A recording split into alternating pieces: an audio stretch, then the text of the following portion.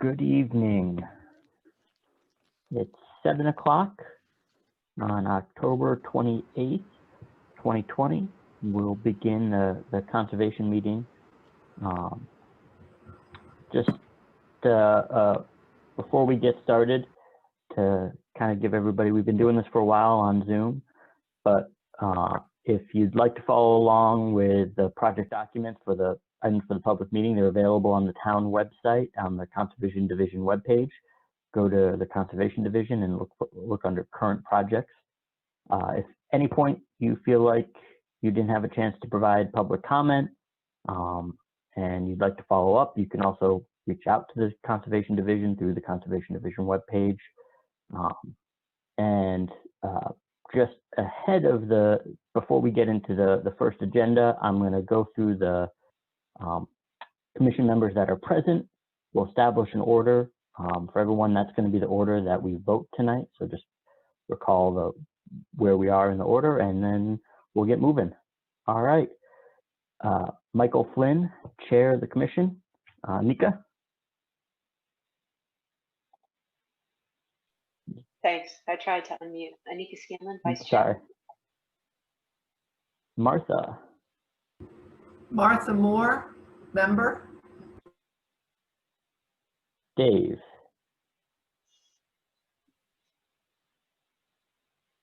David Panett here. John. John Sullivan, member.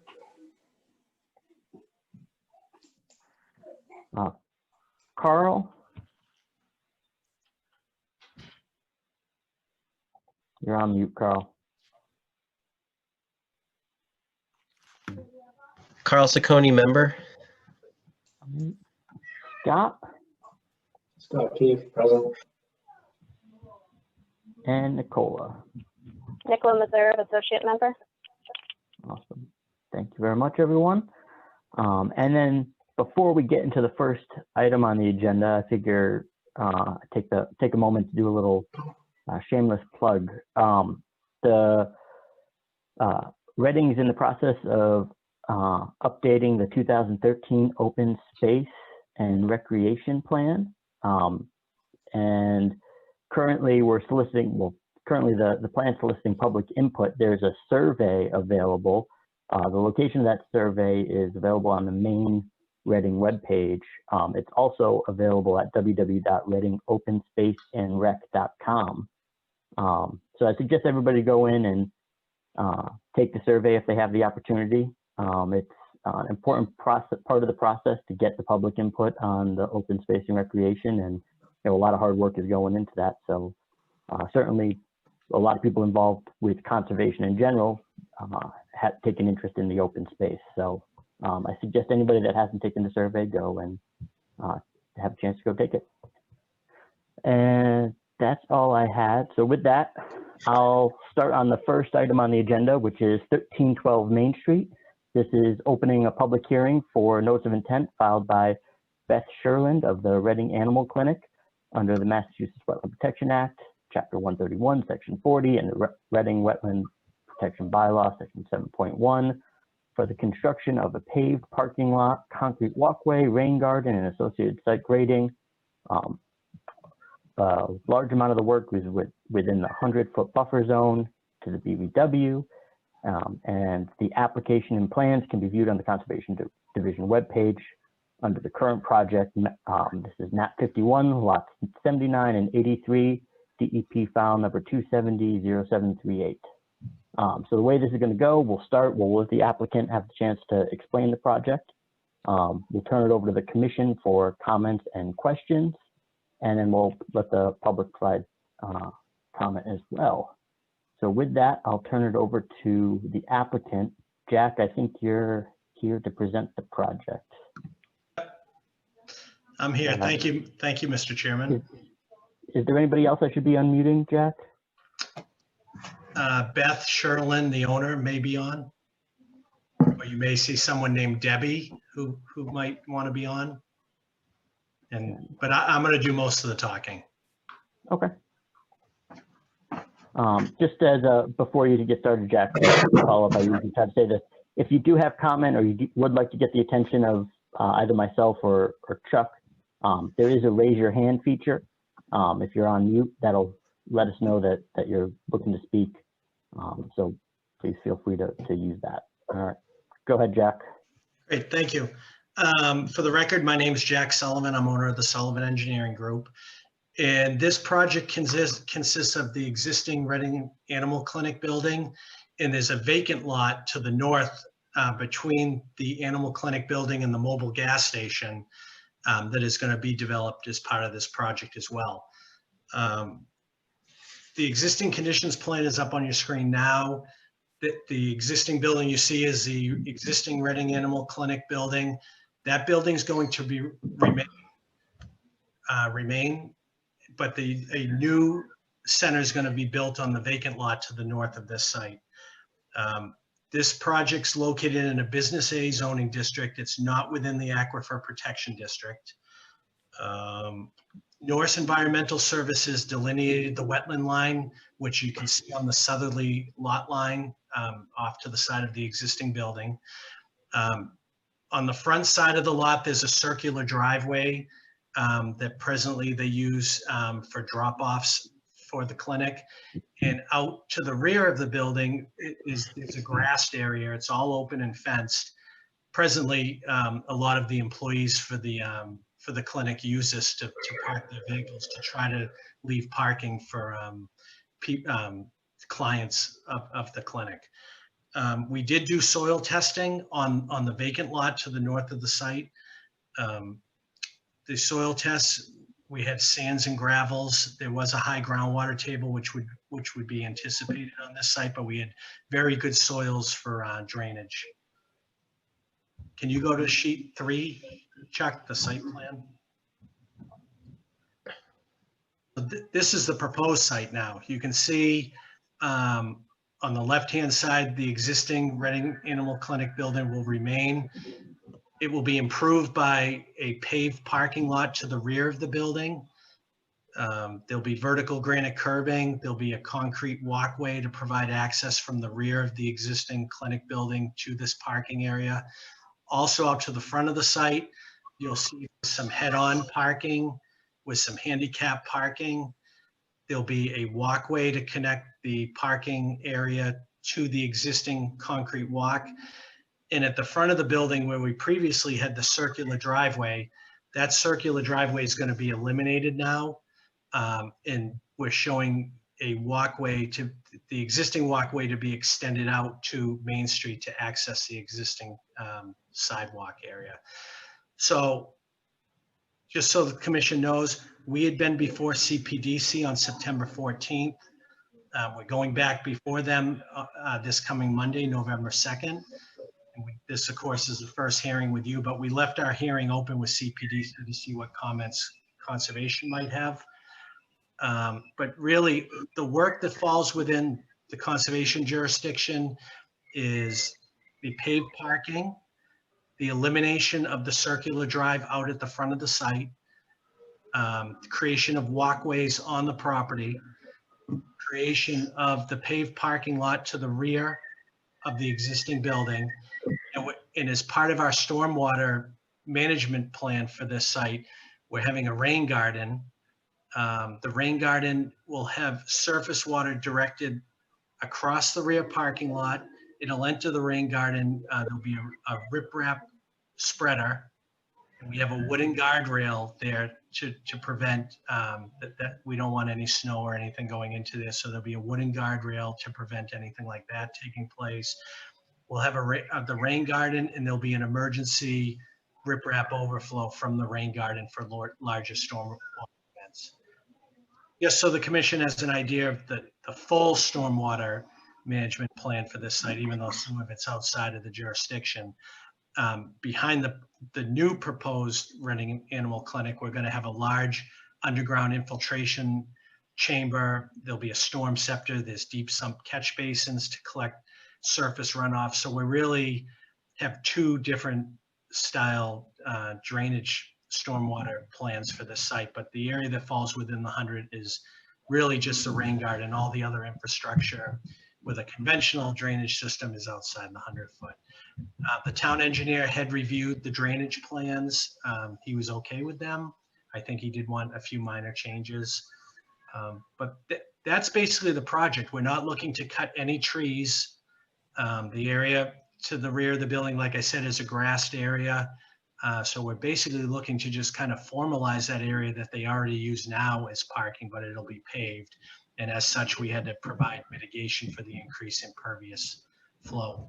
As the chairman stated, DEP has issued a file number for this. And I think that's about it. If the commission wants to look on sheet 5, we do have a detailed landscaping plan shown. It shows all types of plantings to be done in the rain garden and throughout the site. And we do have construction details for the the rain garden and the other stormwater management features. At this time, I'll turn it over to the commission and I'll try to answer any questions they might have. Thanks, Jack.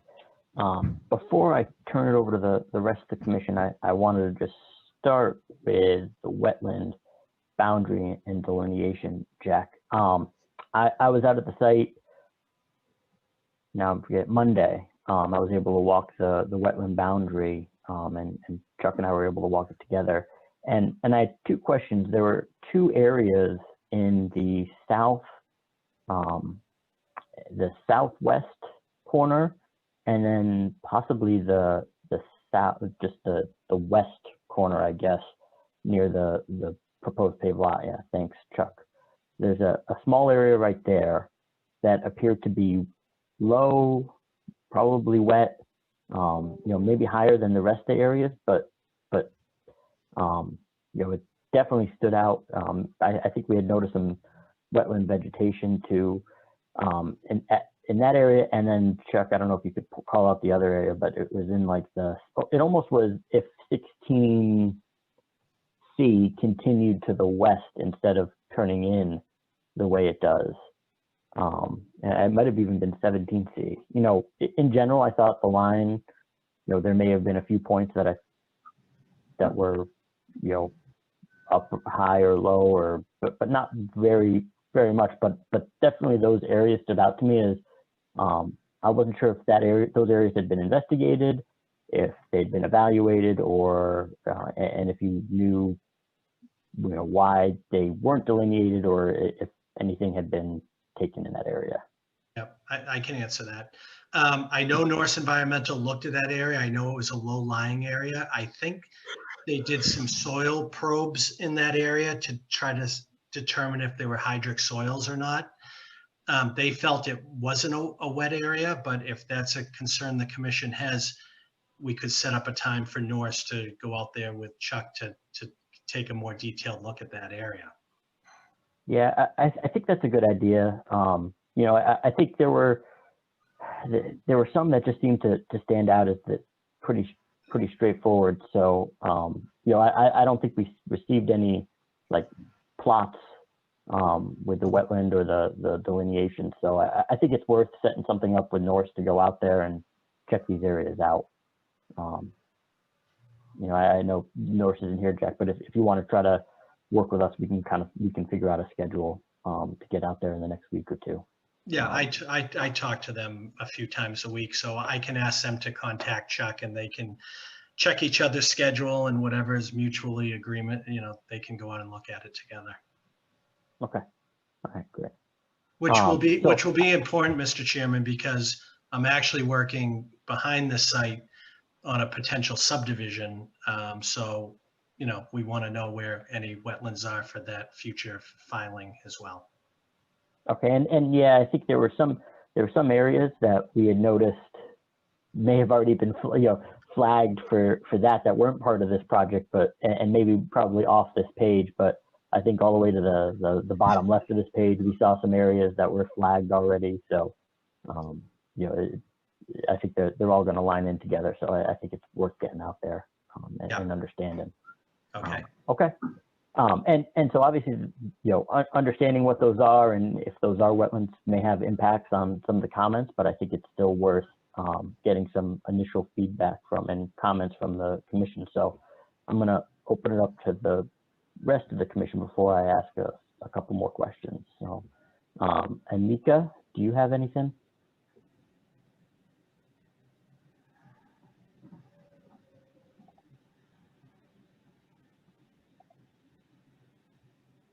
Thanks for No, letting me unmute. Oh, Hey, John. Can you talk a little bit more about how shallow the groundwater is on that area north of the current driveway? I think I heard some of that. You want me to talk about the groundwater elevations on site? To the north. To the north. Okay, so where we did the soil testing was all sand and gravels, and it wasn't shallow in that area, only because we were moving up a hill. We're higher in elevation than where the wetland line was, but where it was all sand and gravels, we had a good indication of where the groundwater table was, and I made sure my rain garden was situated 2 feet above that groundwater table. And I compared it to the elevation of the wetland flags as well as a check. Okay, so is it pretty similar to the groundwater, to the wetland elevation? Correct. Okay. Yep. And if you can see the rain, where I proposed the rain garden off the parking lot area, it's basically a foot down from the existing grade to the bottom of the rain garden. So it's going to be the rain garden itself is only 12 to 18 inches deep. It's shallow, and it's only going to be about a foot down from the existing grade. Okay, I had another question about the house behind here. It doesn't look to me like the driveway continues. Okay, that's a good point. So there's a note on sheet 4 on how the driveway access has to remain to the rear lot during construction. As I spoke about, we're going to try to do a subdivision to the rear. If that subdivision gets approved, then the access to that existing house will be cut off from Main Street, and the access will be off Franklin Street. But at this time, we're leaving access back to that rear house. They have an easement over the existing gravel driveway over the vacant lot now for access. So we need to maintain access to that house until such time that a future subdivision's approved. Okay. Thanks. And actually, question for Chuck. Chuck, where can I find these files? What files are you talking about? The files I'm looking at? They were emailed to everyone last Friday. Okay. So if you look on whatever date Friday was in your email, that would be good. Okay. Yeah, I checked my trash. I checked my inbox 3 times. I don't have it, but anyway, I'm just going to follow along. Maybe we can, and I also went to the town website, the current projects, it's not there. So if anybody could forward it to me, I'd appreciate it.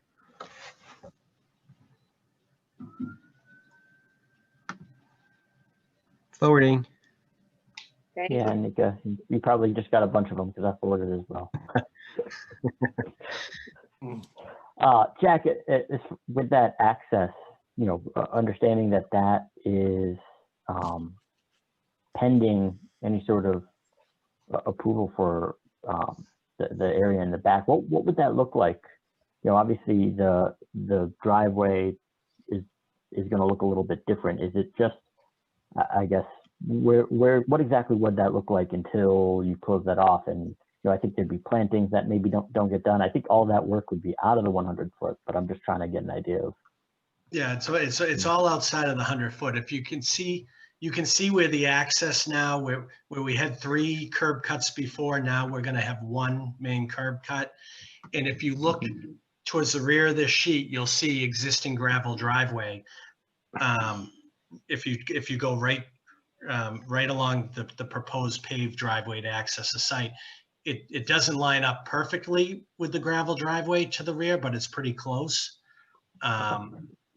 So curbing wouldn't go in place, because until such time that something different happens with that house out back. So the only change to this plan would be there'd be a gap in the curbing at the rear of the site. Those last 2 parking spaces, there'd be no curbing just to allow through access to the house to the rear.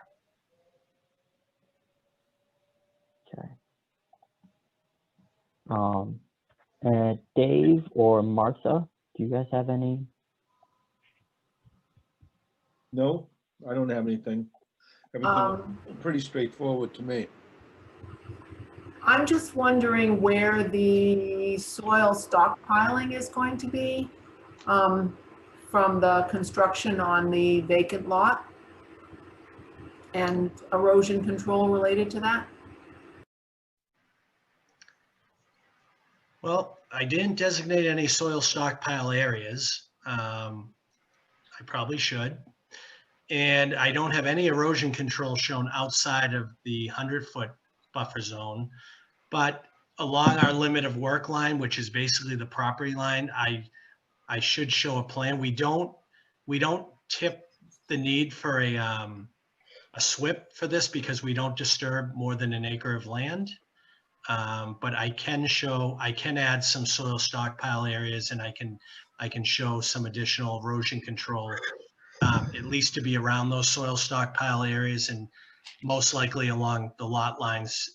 Even though we're going up in elevation, as you move towards the mobile station, nothing's going to flow uphill. We could still provide some protection along the lot lines.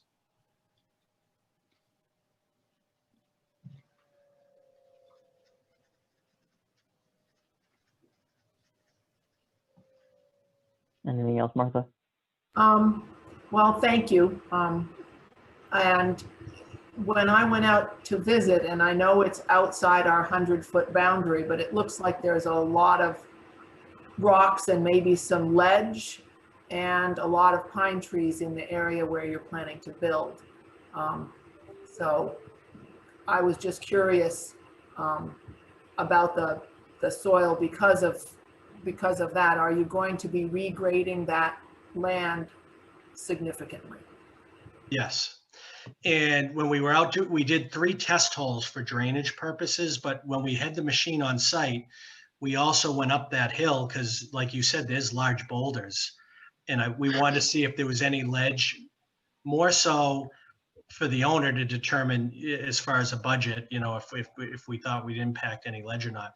We didn't hit any ledge. We dug down on that hill about 12 feet. It was all sand and gravel. Some large boulders, but no ledge. But as you can see from the plan, there will be a retaining wall along the lot line, and those pine trees that you talk about will be removed. All the vegetation will be removed to create room for the building, the parking lot, and we do have a detailed landscaping plan, but there's no intention of retaining those pine trees. They'd be too close to the new building.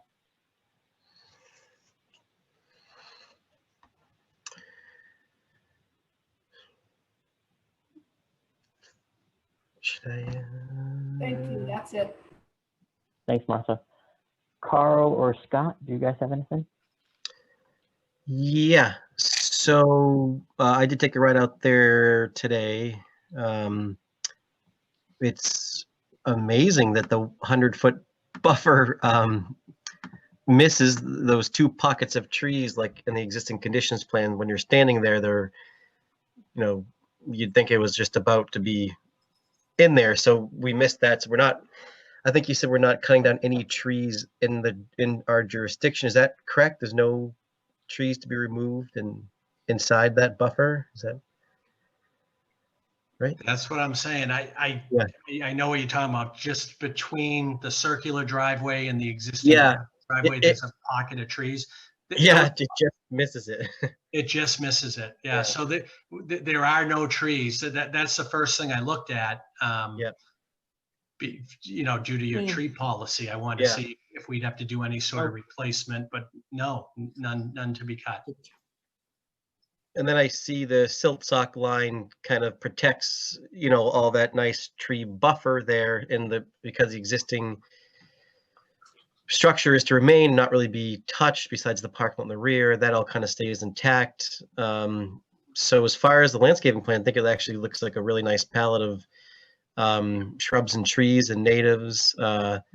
It looked really perennial heavy at first, but then when you kind of read the numbers, the retention garden could be really kind of full, and there's some nice shrubbery in there. And again, the silt line kind of runs right along the tree line, so if that kind of buffers the existing edge, it looks like it would be nice. And I love the clover lawn too. Is really low maintenance, low water. So I think that looks like a nice addition, and with no tree replacements, looks good.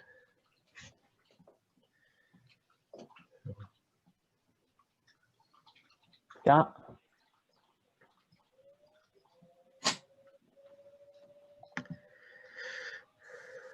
I don't have any questions. And Nicola or John?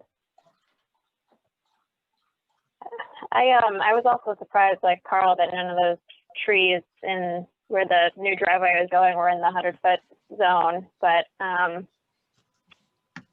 guess that's lucky. But I was wondering if the fence that's around the current parking lot in the back, that's going to remain in place. That chain link fence, I think it is. That'll be coming out. And replaced by anything, or? I'd have to talk to the owners about that. We didn't show any fencing, but they may want to put some fencing in. I'll ask that question to them when I speak to them.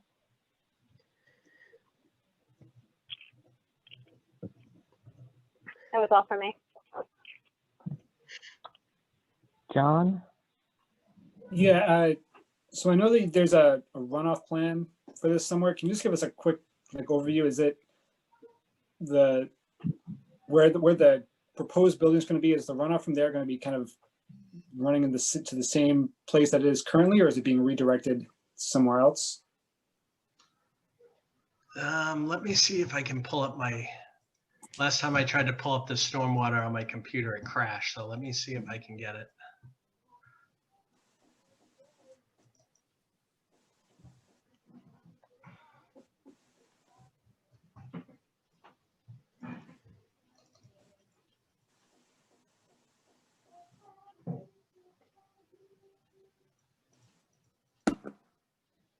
I'm just pulling up my proposed sub-catchment plan. Hold on one second.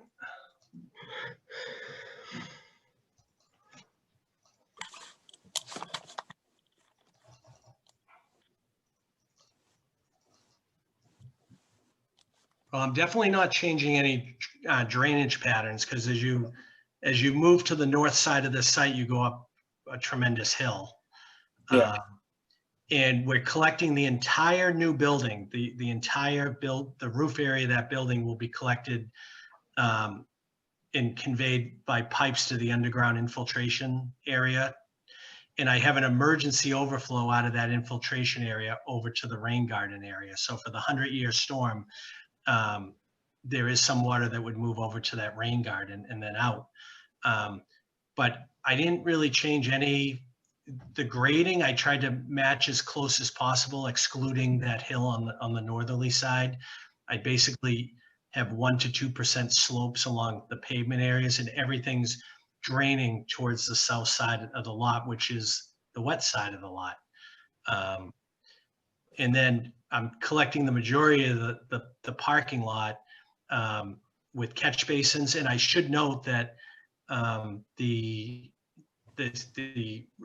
Main Street is a state highway, so I can't push any water out onto the state highway. So that's why you see that I have water pitching back into the site to be collected, because Mass DOT doesn't want to see any water moving off the site. So I'm basically keeping the water on my site, treating it, and then recharging it back to the groundwater with an emergency discharge out towards the wetland area on the south of the property.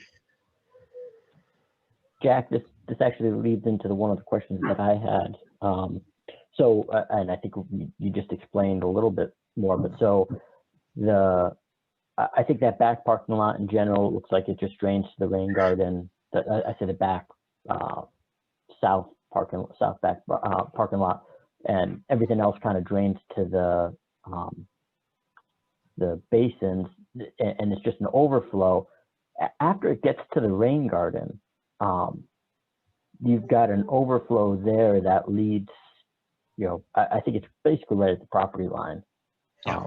Understanding that you can really only work on your property, but it flows over that, and then it just kind of goes where it wants. It looked like it was still, I mean, you can see just from the flags here, it was still a pretty good distance till it got to any sort of drainage path where it would actually get to the wetland. I mean, what's the plan as far as overflow there? When does it overflow, and is that gonna turn into something unexpected? Yep, I see what your question is. Let me see what I have for that.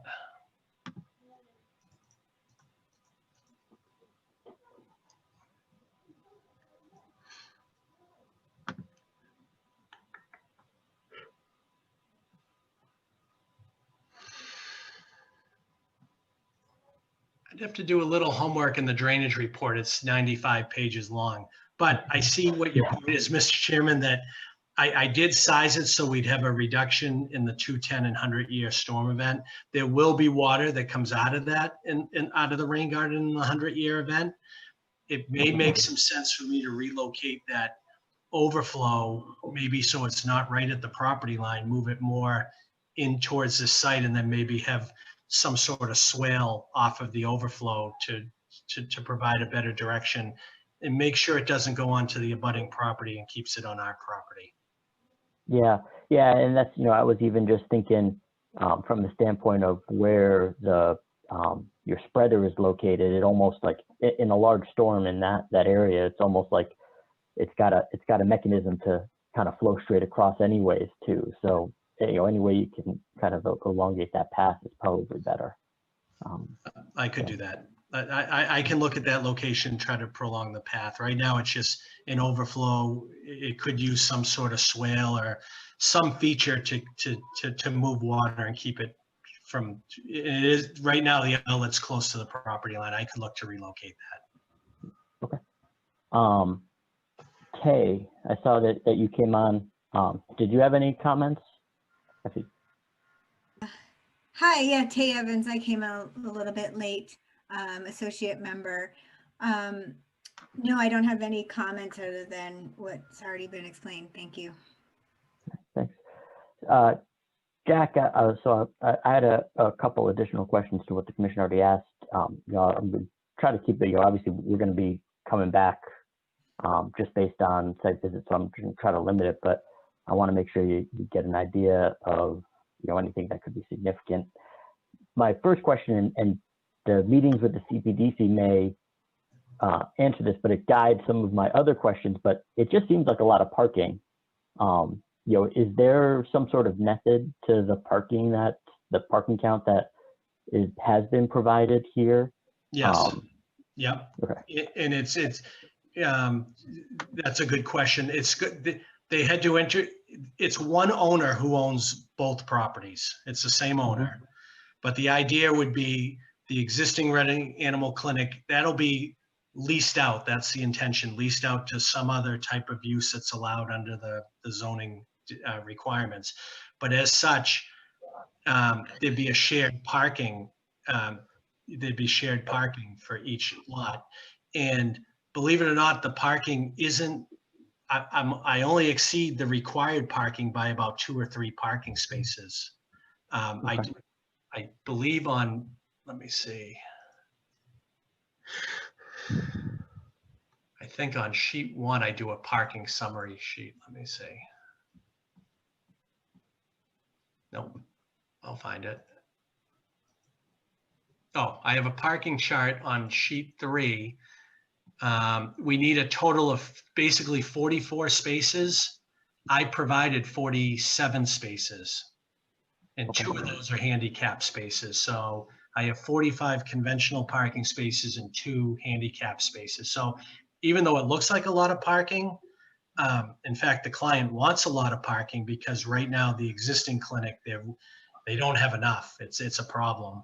And now we're going with a bigger building. So they kind of know their business and what they have for a clientele. And even based on the zoning, we're really only 2 conventional parking spaces above what's required. So I was there Monday at, like the commuting hour, 4:30, 5 o'clock. And yeah, I was surprised at how many cars were in and out and, how active it was. So, yeah. My concern comes from, obviously the more parking there is, the more impervious area, particularly within the 100-foot. I would love to try to limit how much is, close to that buffer zone. And in particular, I think, that there's just 2 spots in particular that I look at and say, well, you've got more options with the rain garden if those, if there was, and just the drainage in general, if there was some way to prevent, that bump out that we see on the south side there. But so I just wanted to get an understanding of, where it was at and what you needed. So I think we tried to do it. So like I said, they had, there's 3 existing curb cuts. We're taking it to 1. We're reducing all that pavement in front of the building, which is, close to the wetlands. So we're taking some pavement out. We are adding some in the back. But I see your point with the parking. And certainly I like the idea that there's a lot more landscaping going in the area of the rain garden and the areas between the parking lot, what is now a grassy gravel area. There's going to be essentially a vegetated buffer in between the parking area and that you guys are creating. So I like that. I like that the horseshoe which is crossing right now. I think the 35-foot line is going away and will now be a grassed area. So I think those are positives to push this away. I don't think there's any way to not look at the area outside the 100-foot and think, oh man, there's no trees in our area coming down, but there's a lot of just clearing that's going to be done as part of this project. So I think that's the more we can minimize, I think that certainly the better. But I do think, the way that you have set it up has right now is creating, landscape and buffer between the parking areas and the wetlands. So. Right. And just to add to that, Mr. Chairman, like CPDC likes to see parking out behind the buildings. They don't want to see any really in front, and they want that to be a landscaped area. And the way that I designed this with coming in with 1 driveway and then opening up like with a T, the reason for that is for fire protection for the fire trucks. And I had to make the inside turning radiuses work if you look at those curb lines. So the whole way I set this up was to try to maximize the parking in the back, meet zoning, and still provide fire access as well. So those were some of the other features I had to look at in the design. Okay. Yep. Yeah, I guess that's all I really had beyond, I do think it's important that we get out there with Norris and just kind of check out those areas. If there are some additional wetlands, I do think that has some impact to what we're looking at here. Chuck, did you have any items? Yeah, and I may repeat some that commissioners stated, but we'd like to have the wetland data sheets before we go out on that site visit. We talked about the parking, and the question came up with me also. So it's a lot of parking, and not saying that they can't have all that parking or that's not needed, but it pushes the rain garden very close to an area that discharges into an upland bit of that forested area that doesn't have a direct path to the wetland. The rain garden, I would like to ask you if the outlet control structure in that area, could you have the inlet and riprap up there and have the water kind of serpentine through the rain garden, cleaning itself as it goes, and then discharge down around like 18C, and then it would be on this property, and that discharge area could be under the O&M plan for this property. instead of being discharged and something going on off site. I could do that. Yep. So I was also wondering what the square footage of the existing parking, even though it's gravel, and what the square footage of what you're proposing is. So you want me to give you numbers of the existing parking area, that's the grassed area or gravel behind the building, and then what? Behind the building, yeah. Okay, I can get those numbers to you, Chuck. Sure. I went on our site visit, we saw some yard waste around, I guess, the very beginning of the flagged area. And we're gonna ask that that's pulled out as part of this project. Seemed to be along the first couple flags there. 21, C21 up to that area by the building, maybe further along than that. I was wondering if, so the vegetation plan is quite extensive and it's also vegetated in the rain garden. And I was wondering if you have a temporary stormwater plan that we could review, because you can't let the stormwater, even if, you know, as soon as you get to a binder coat, you can't get that stormwater, that sheet flow to run off into the rain garden because it'll cause erosion. So what's the plan for controlling that stormwater until the rain garden is established? Well, the idea is this is going to be a spring construction project.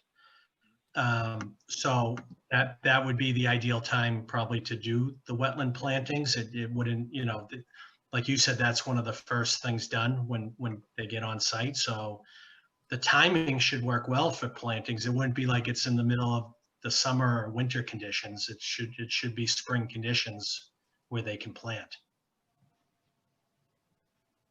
That's not going to be wet. That's not a wet rain garden. That's a dry rain garden. That's just going to accept water when it rains. That's correct. That's correct. Sure. But it's certainly going to need enough time to establish itself. And I'm assuming the berms all, you know, topsoil and whatnot, the same there. So it would be something to think about how to control that runoff so that we're not, so by the time the project is finished, the rain garden is ready to go and it's stable.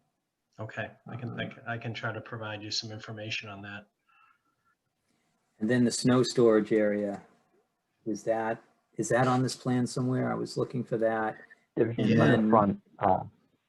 And the second thing I look for when I don't see snow storage is, you know, where do I think they're going to put it?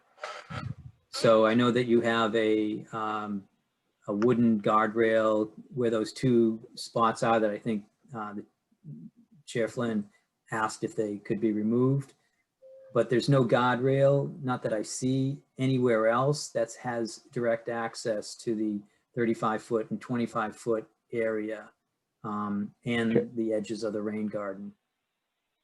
Chuck and Jack, I think it's Plan 3. If you guys could go to that, I had seen the snow storage. I know this came up.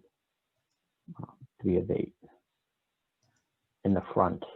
Oh, right. Yep. But this was gonna be a follow-up question that I had here. So we've got this area. Is that going to be a large enough area for all this parking? It may not be.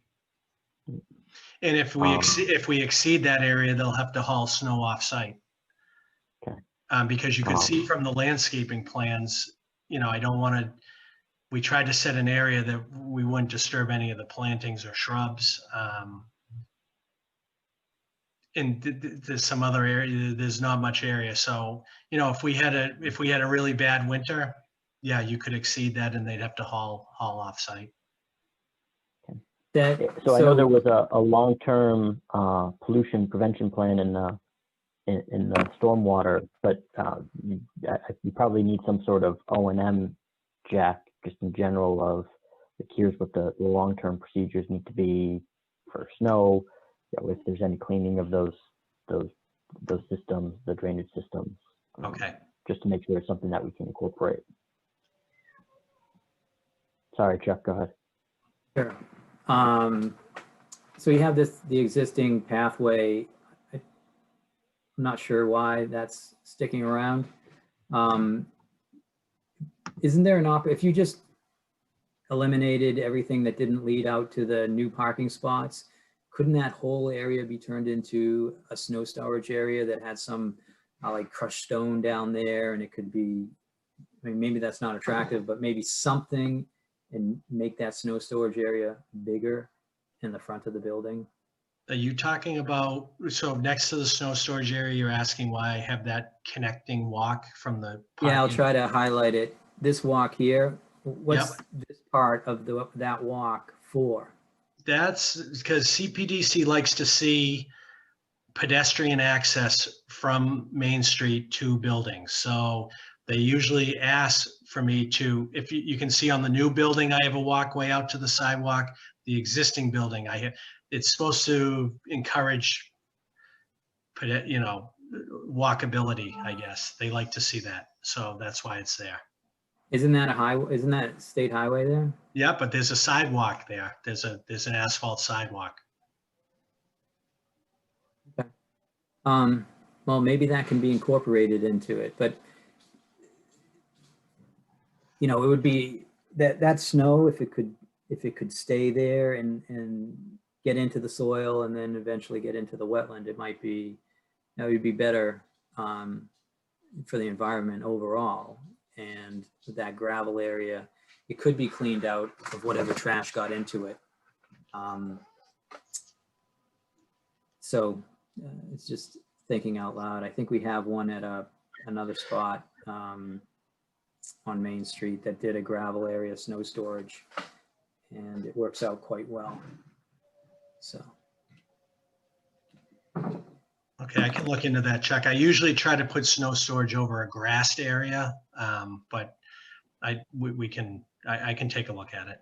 Have you seen the one at the Artist Center, which was Eric's greenhouse prior to that? I know the site, but I haven't seen it. Right at the front is when you pull in, it's right next to the pond. There's a snow storage area. It's just gravel. Okay, I'll take a look at it. Sure. The last thing that I wanted to mention is one of the fees. I believe that fee number G needs to be looked at and determined. And I think you're gonna pick that up because of the permanent alteration in the 35-foot area due to the rain garden.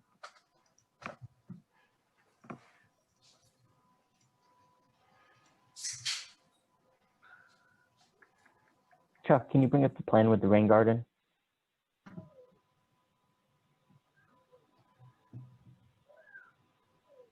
Okay, so yeah, so there's slopes of the rain garden within the 35-foot.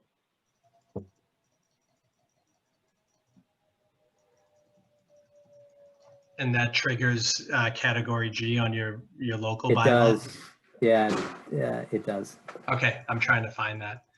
Chuck, if you let me know, I'll take a look at it after this meeting and I can work that out. If there's an extra fee, we'll get it to you. But it's not with the state, it's just under the local bylaw?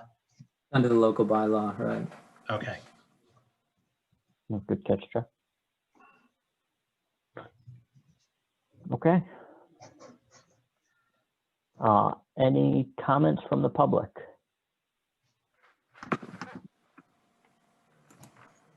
You have the opportunity to raise your hand.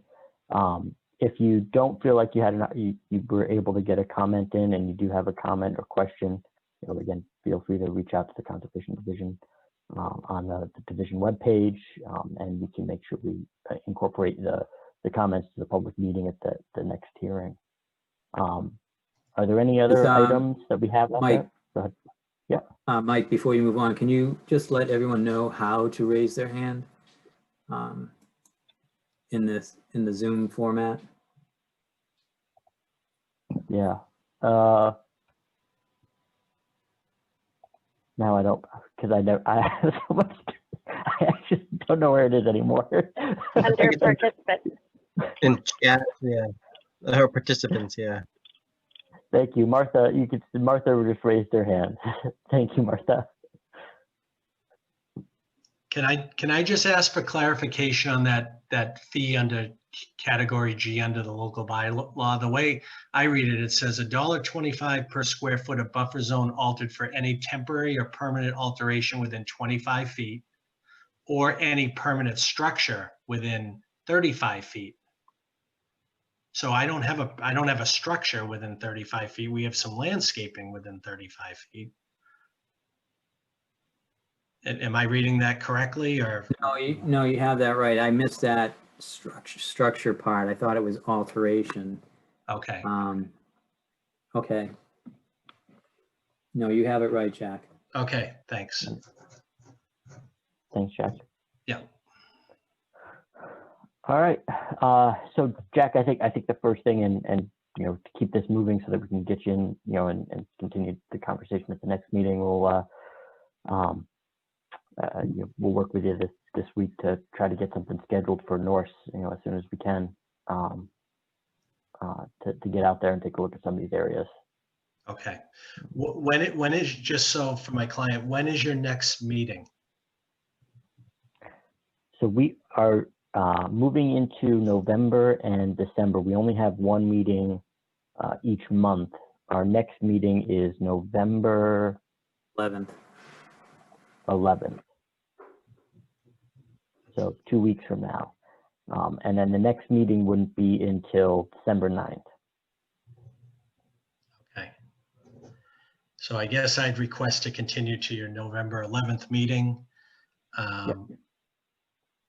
And I'll get in touch with Norse tomorrow morning and I'll have them call Chuck and we'll try to get something scheduled. All right, great. Do I hear a motion from the commission? I'll make a motion to continue 1312 Main Street, number 270-0738. Do I have a second? Second. Yes. Michael Flynn, in favor?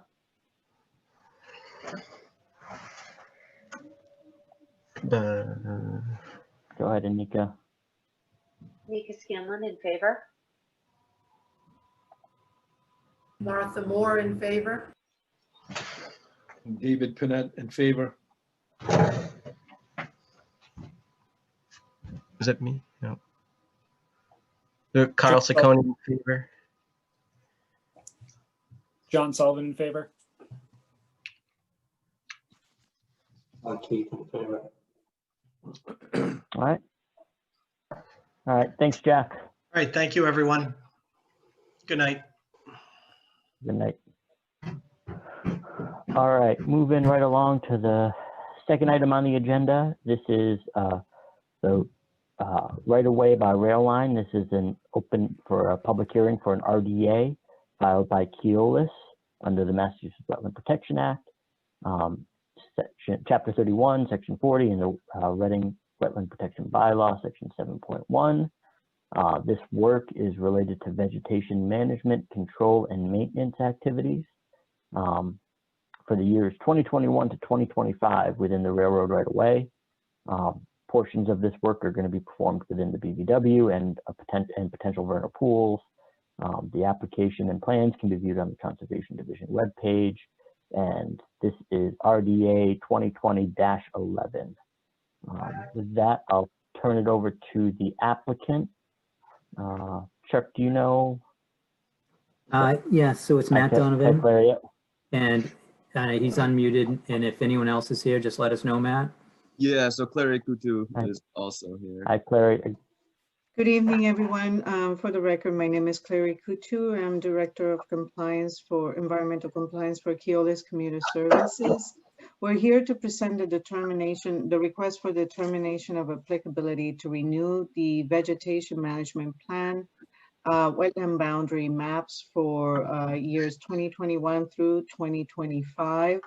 As you know, the commuter rail is owned by MBTA and operated by Keolis. We do not need to oblige unfortunately, because we're a state company, we don't go by the local bylaws. We do the state Wetlands Protection Act regulations. So I just wanted to clarify for the record. Within your jurisdiction, you have approximately 3 miles of right-of-way, out of which approximately 2 miles are limited spray zones within 1 to 2 year interval of allowed application of herbicides, and 1/10 of the right-of-way within your jurisdiction are areas of no spray zone. Mostly the limited spray zones within your area are jurisdiction of the water supply areas, but also riverfront areas and buffer zone. In the past, you have issued a positive 2B and a -3. We are seeking a -5 tonight under the exemption of riverfront 1058-6A, and for the presumption of herbicides, which is 10.036BC. That being said, I'll let Matt present the maps and we can discuss, and also I'll be available for questions. Hello everyone, this is Matt Donovan from FTC Engineers, and I'm not sure if I'm able to share my screen if you were to let me do that. Or if you're not gonna, but there's the map. Okay, if you want to just pull that up, that's fine. I was gonna show the commission the vegetation management website for Keolis, the maps, the 5-year vegetation plan, and the yearly operational plans. So the link for that was included in the submission, and it's a handy tool to stay updated. If you want, like I said, I think the link was in the submission. So the maps provided to you are part of a 5-year vegetation management plan that is currently under review by the Massachusetts Department of Agricultural Resources. So as part of that plan, we need to submit these maps to confirm the resource boundaries are accurate. As the 5-year plan is executed, your commission, the Board of Health, the Board of Selectmen, and the Department of Agricultural Resources are supplied annually with a yearly operational plan, which will always be consistent with the 5-year vegetation management plan and go into a little more detail on the vegetation management activities for each year. The vegetation management plan includes an integrated vegetation management approach where chemical application as well as physical and mechanical methods are used to combat the vegetation. Best management practices are used throughout this plan in an effort to limit the chemical application, which has been an objective for Keolis. So the maps we provide you with here are mainly made for the chemical portion of the plan. They have not changed since your commission approved this in 2016. They are checked to see if there are any updates needed, but there weren't for this area. So as you can see, there are areas that are depicted as limited spray zones and no spray zones based on the blue and the yellow colors. In the field, the railroad tracks themselves are marked with the same color coded system as you see on the maps. As the spray truck goes down the rails, he is licensed and certified to do this work in the state of Massachusetts.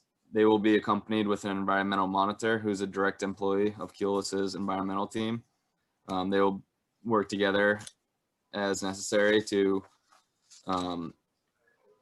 as this work is performed, and they will always have these maps on hand while they perform this application. Most importantly, in the yellow zones, they'll never receive any form of herbicide outside of the track structure itself, which is federally mandated to keep free of vegetation with no alternatives. In the blue zones, I can't see the key right now, but if you scroll down a little, you can see what the zones mean. So basically the yellow zones are the no spray zones, and the blue zones are limited spray zones, whether it's 1 or 2 years, depending on light or dark blue. So those blue zones will never receive herbicide treatment more so than the allowed interval. In these areas, the track structure will always be sprayed because there's no alternative, but outside of the track structure itself, will really only be sprayed on an as needed basis in these areas. Really if the conditions and the vegetation calls for it. But more of an effort in all these limited and no spray areas more of an effort is put into physical and mechanical controls because of its proximity to the sensitive areas.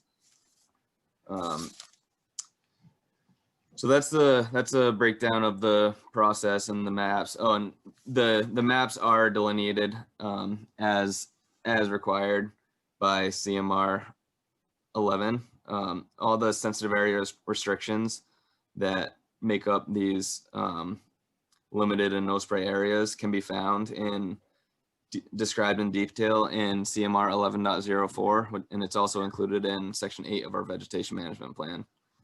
So that's a breakdown of the work and the process of the vegetation management and the maps. If you have any questions, I can open the floor up to the commission.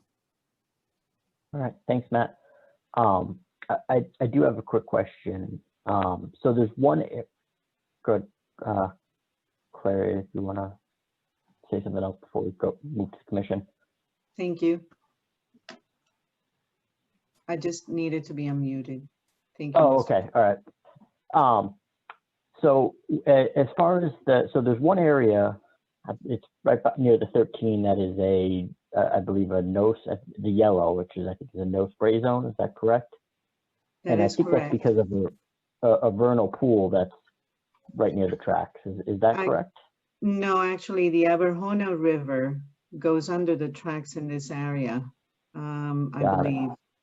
And so that's why this area in particular is all riverfront area. So when we have a yellow area like this, it's most likely because it's perennial water resource area. So it's always wet.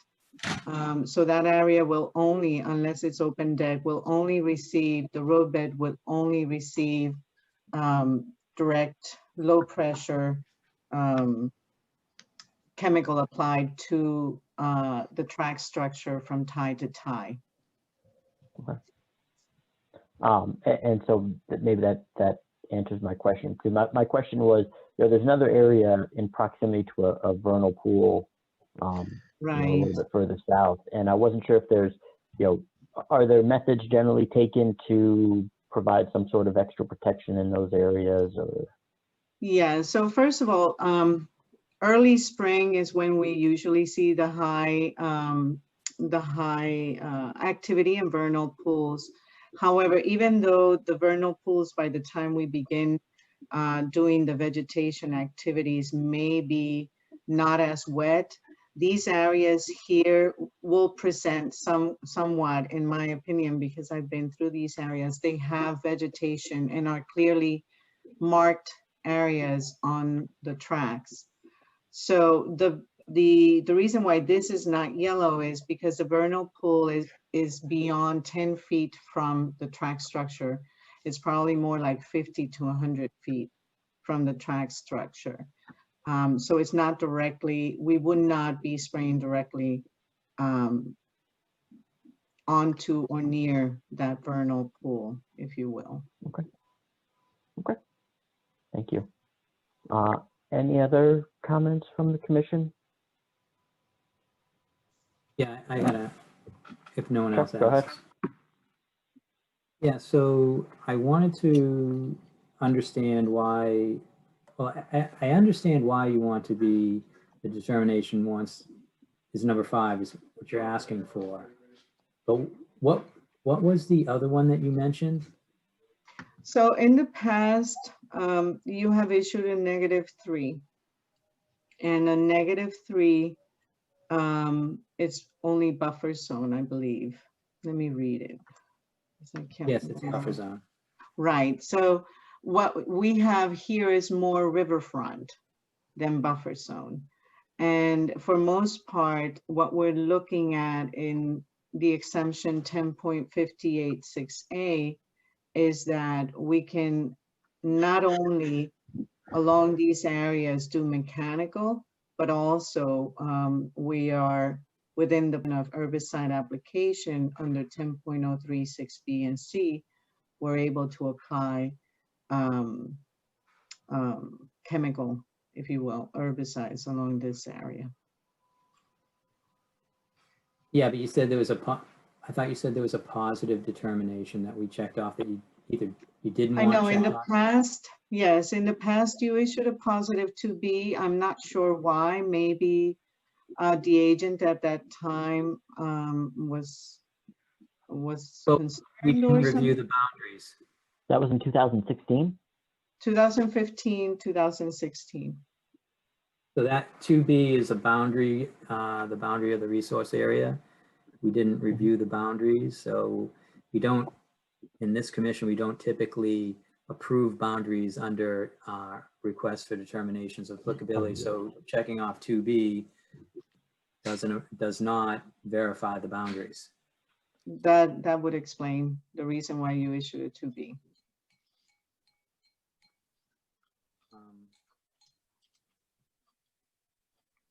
Mike, I have a question. Go ahead, Anika. Thank you. I just want to ask the applicant to explain a little bit more the definition of limited spray activities. Are you talking about like laterally from the center line of the rail? Is that's what limited, or is it limited in terms of how often the application is done? Or is it some combination of the both? Can you please define more clearly what limited spray activities really are? Sure, it's a combination of both. So with the dark blue zones that you see in your map, we can spray only at a 2-year interval because those are public water supplies and they're protected. However, under the regulations and the agreement between DEP and DAR, we're allowed to spray at an interval of no sooner than 2 years. However, those zones and those areas are mostly what we have implemented over time has been, we prefer to use mechanical means along those areas and simply reduce over time the chemical applications only to the roadbed structure, which there is no feasible alternative for vegetation control. And under federal regulations, we are obliged to completely have vegetation free that track bed for safety reasons and also for multiple requirements under FRA. So the setbacks are 100 feet for different zones. And I believe you have zone 1. I can't really see the legend, but I believe you have a zone, let's see. You have a zone 2.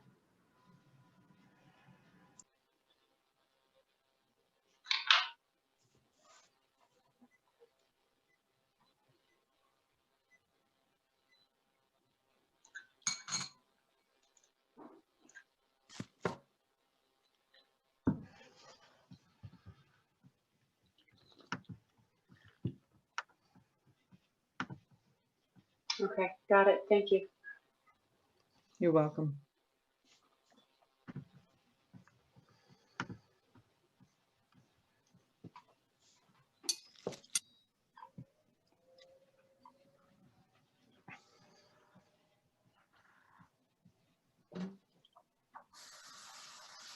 Are there any special precautions that are taken when you get close to houses? I just wanted to know, because I did notice that there wasn't, in this blue area where the cursor is, it gets really close to someone's house. And I did want to ask that question. Yes, there is, and also there is a baseball park around that area, if I'm not mistaken. It's further up, the Right. baseball park. I think that would be still in that blue area. Yeah. Right. So there, when the licensed chemical applicator is out there with our employees, there is no spraying at any time in areas where agricultural resources are, schools, fields, landscaped areas, people, workers. So there are significant physical characteristics that are being observed. That is why we have an environmental monitor at all times on the high rail truck. The booms are immediately pulled back, no spray is executed. So we try to stay as close as possible to the track structure. And the structure is in between the rails or also the embankment? So, well, it depends on the topography of each area, right? You have various sloping areas in your jurisdiction. Some areas are hills, some areas are embankments that go all the way. For most part, the roadbed is composed of from ditch to ditch, but mostly the track between tie and tie. And I wish I could pull up my screen, or Matt can pull up the screen to show you what this track structure is. But in the VMP, we have a cross section of what the structure looks like, and also how the spray truck and booms are used. Okay. Chuck, do you mind if I? I wanted to finish up, and then where the Abijona goes underneath the tracks, it looks to me like you've identified the culvert where that happens. Correct. The Abijona actually runs along the tracks for about 150 feet, and that's not in yellow. No, and the reason is because it's probably within 100 feet of the tracks. And if it is within 100 feet, or not within, but beyond 100 feet, it would stay blue. However, this area here, I'm putting my cursor, but you can't see me, between milepost 13, going up towards 93, to the left of the tracks, that area there, it's riverfront. That's where the Abijona turns into and goes under the tracks. So in my opinion, I believe that the river loops around, but it's not adjacent to the tracks. It might be 100 feet or beyond 100 feet from the tracks. It's not 100 feet where I was pointing it out, and I'm just going to use this pencil to, if I can get this thing to work. I don't know if this is the right tool, but I think we're in this area. Yeah. It's very close, and I'm trying to stop right in the yellow, but I think it needs to be extended down here a bit. And then the Abijona runs, it's further away on Willow Street, and then it goes right next to the tracks. You could almost see it in this area here, and then it cuts away. It's the upper reach of the Abijona. And there's probably portions where it is closer within here, just before the ball field. Right. I think we can, most likely, what I suggest we do is we relook at that area, because, you know, it could be, my understanding is that it is beyond 100 feet, but it could be that we need to change the map if there has been any changes in that tributary over time. It'll be easy to see. They just cleared the tracks of trees, I think last summer. Yeah, so you can, if you were just on the tracks right there, I mean, that stream runs along the base of the bank. Right, I'm looking at Oliver, and I can see it clearly. It looks like it's about 200 feet, but you might be right. It might be less. It's not very clear. It'd be nice that you'd looked at it again. Huh? It would be great if you looked at it again. That would be all masking. So I don't see a reason why we can't extend mat the same way we extended up on the top where the yellow meets the property line for Wilmington. We should take a look at the left of the tracks there and up to where the park near the boundary. We should mark that then on that side, yellow. Or, yeah, I think that would be fine because then it crosses over onto the culvert. It loops around and then it crosses under the culvert. So it's basically one area that spans about 300 to 400 feet, but you can take a look at that and then circulate the map. Mhm. Okay. Anika? Thanks, Mike. I have a question. It's just a general practice question. When it comes time to do this scheduling and to do this work, what sort of weather patterns sort of help you make the decision to go out? So wind, we can't spray if it's raining or if it's wet or if it's misty, if there's fog. So basically it has to be a very dry day. And the wind, there is actually a limit in the regulation for wind, I believe. I don't know, Matt, if you have it in front of you, but there are certain physical characteristics that the applicator is obliged to follow and document every time they're out there. Okay, and that's, so you basically look for same day sorts of weather conditions. You don't look for, let's say you did it during the day and there was an evening torrential downpour. We would monitor it daily during the day, but usually the night before, it's usually the night before that we call it. And if we get there, we usually start our day at 4 a.m. And if we get there and we look at the weather forecast at that point, and if it's not going to work for us, we try to, cancel the day or shift to another side of the state, another location if possible. Usually we just need to cancel. Okay. I was curious about that. Thank you. You're welcome. All right, and then we had a question from the public. Ms. Palmgren, are you there? Oh, no, sorry, no question. I was just adding, I'm Holly Palmgren, MBTA Environmental. I was just unmuting in case there were any questions Clary couldn't help you with. Well, got it. Thank you. Is there any other questions from the commission?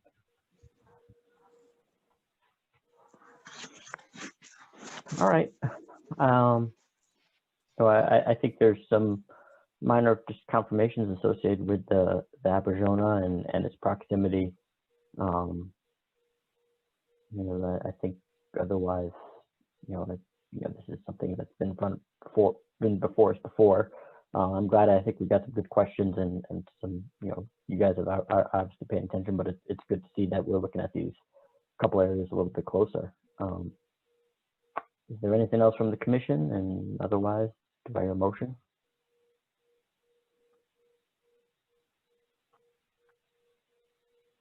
Sure. I'd like to make a motion to continue. Good. Oh. I'm set. Do I hear a second?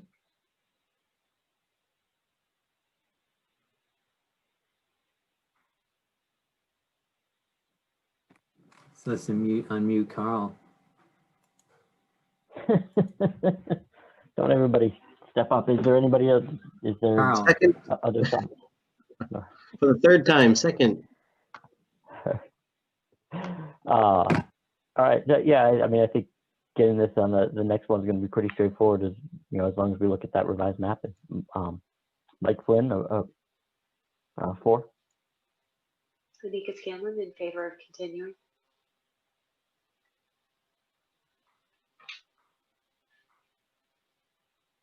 Martha Moore. Martha Moore in favor. David Panett in favor. John Sullivan in favor. Carl Ciccone in favor. Keith in favor.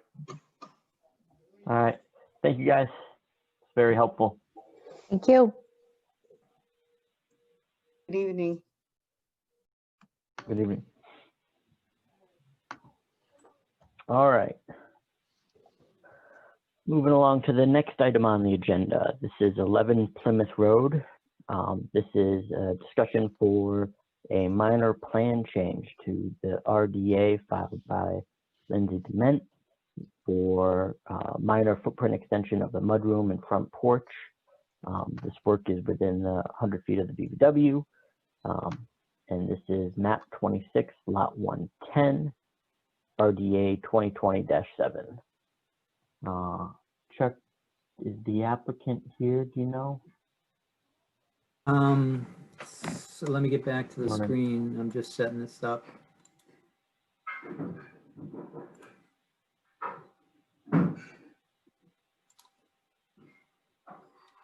Let's see. The applicant or? Not right here, Dan McCarthy. Thanks. We got him. Anyone else, Dan? I do not think so, Chuck, no. Okay, so it's just Dan. Go ahead, Dan. I'm the contractor for Lindsay. We had a decision. We did a second floor bump out dormer off the back of the house.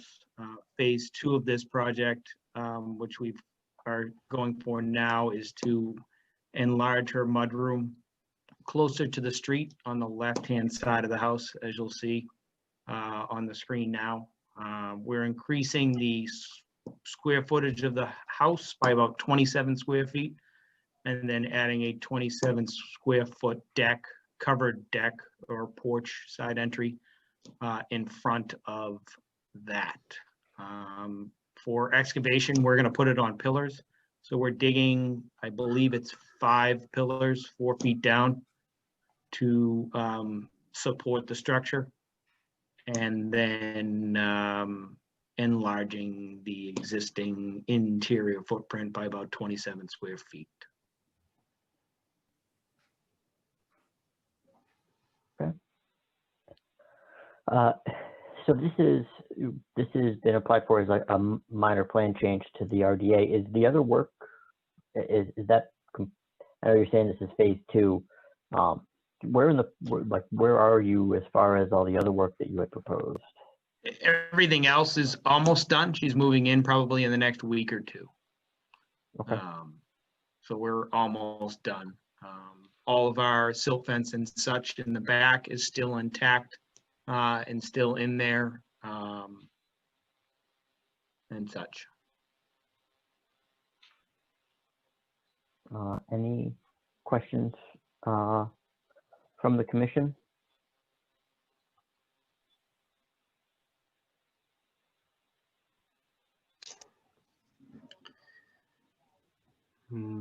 Here, none. I mean, I guess my take, unless somebody has any comments, is you know, I think this was straightforward from on the first go around. It looks like you're doing additional work away. You are going to be putting piers in, and so there may be some local excavations. Correct. Chuck, do you have any questions? Sure. I just wanted to just make sure that I sent out that list that Dan provided of all what this project brings to the existing project, and one of the last bullet items would be the addition, and the homeowner is hoping to do some sort of infiltration, maybe just a rain barrel. So I just wanted to bring that up at the meeting and to say that the commission completely supports that. I understand that your groundwater must be very high in this area. But if there was, you know, the rain barrel or a rain garden, that would be, you know, nice to see. Down the left-hand side of the mudroom, correct. I think that's what we had discussed the other day. You're right, Joe. Yeah, we'll be adding maybe eight lineal feet of gutter to that addition, dropping down one outlet. And like I said, if we put it on the street side of the addition, just above where the red cursor is now, we could drop that either into a rain barrel or into a runoff section, just running down that hill, because that area slopes a little bit. I have one question. I did read those notes from Chuck, or the punch list. What is the trench? The 8-foot long by 12 by 12 inch deep? I think we were trying to look at different ways of infiltrating the runoff into the ground.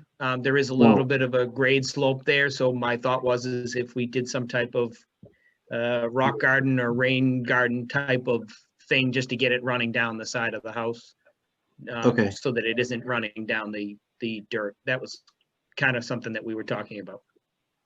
Okay.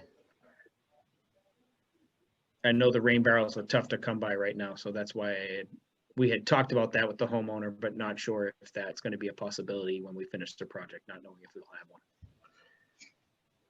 And if that isn't a possibility, so then all that earth along with the piers, that earth will be taken off site, right? Or stockpiled and taken off site, like that. Correct. Yep. Yeah. Correct. And if you need a trench, it will probably be adjacent to the deck or underneath. It'll be right down the side of where it says deck. Okay, From the that's front, what I imagined. right from his pointer. Yes. Yeah. The back Okay. one. Thank you. I think the only thing that I would ask is when you go for your occupancy, are you going to get the occupancy for everything at once, or is it going to be in 2 phases, just like this permit was? I'd love to get it in 2 phases, only because I want to get her back into the house because they've moved out. So the plan would be to get her back into the house, and then basically be 2 separate building permits. When I see that come through, I'll just do a site walk at that point just to verify. Correct. Yeah, that. you had mentioning wanted to do that. Correct. Yep. Okay. Anything else? Any questions from the public? All right. Do I hear a motion on a minor plan change? I'll make a motion to approve the minor plan change for 11 Plymouth Road.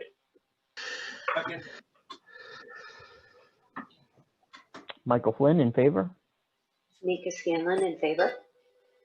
Martha Moore in favor. David Panett in favor. John Sullivan in favor. Carl Sacconi in favor.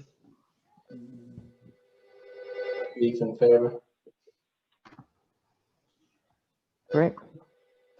Thank you, Commissioner. right. I appreciate it. Thanks, Dan. Thank you, Have a Dan. nice night. And Thank you. You too.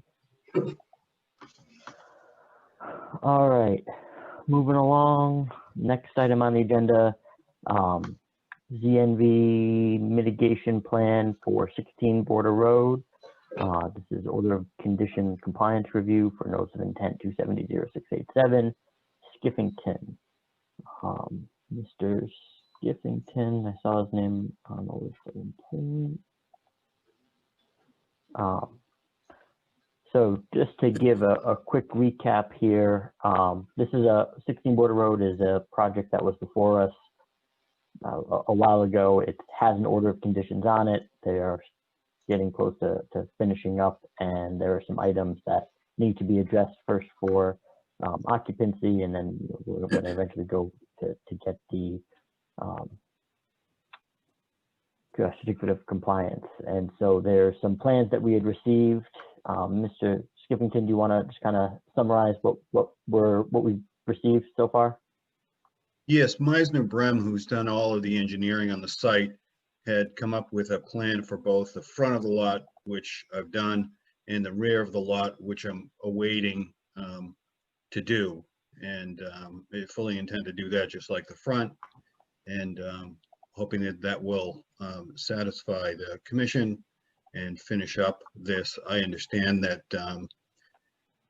other than that, we have met all the building requirements there and fully intend to finish this off. Just want to allow this, young family who's been very patient, the opportunity to move in while we're finishing up the work on the outside. And I don't think I need more than 30 days or so to do that, but want to give them the opportunity to get in there and get settled ahead of the holidays.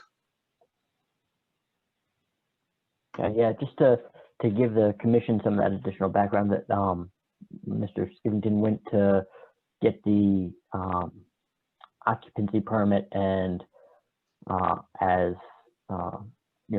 typical, Chuck went out to do a site visit, and I actually had gone with him, and there were some areas that we had seen that either, there were still some plantings that need to be done. There was an area in the front, I think we talked about it last time at the last meeting, just as a heads up. There's an area in the front that was supposed to remain untouched that was now grass, and some additional items that are on this plan. Mr. Skivington, and so I think the first step would be, is this plan acceptable to get this project back into a spot that, it is meeting what we had and within our order of conditions, so that we can get a occupancy, all set. If there's, my take is if we can, we see that there's a commitment to get this back into the, something that was in accordance with the permit, then, we can move forward with that occupancy. The order of, the certificate of compliance is something a little bit later down the road as these things get completed. Sure. I've prepped the front and the back for that. I've done the plantings in the front and seeding in the front. I intend to, continue that process in the rear to do just what you've mentioned. Okay. Are there any, I guess I did have a quick question, and this is in regards to the bond. I think there was some question of whether that had expired, or there was some wording or terms that led to some questions of whether the bond had expired. Can you just give me some clarification on what exactly that is? Sure.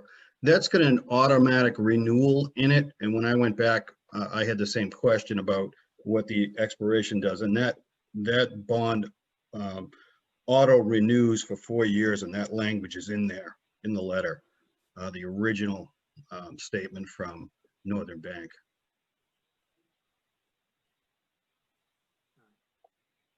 Okay, just trying to see where that was. Look, are there any other questions from the commission?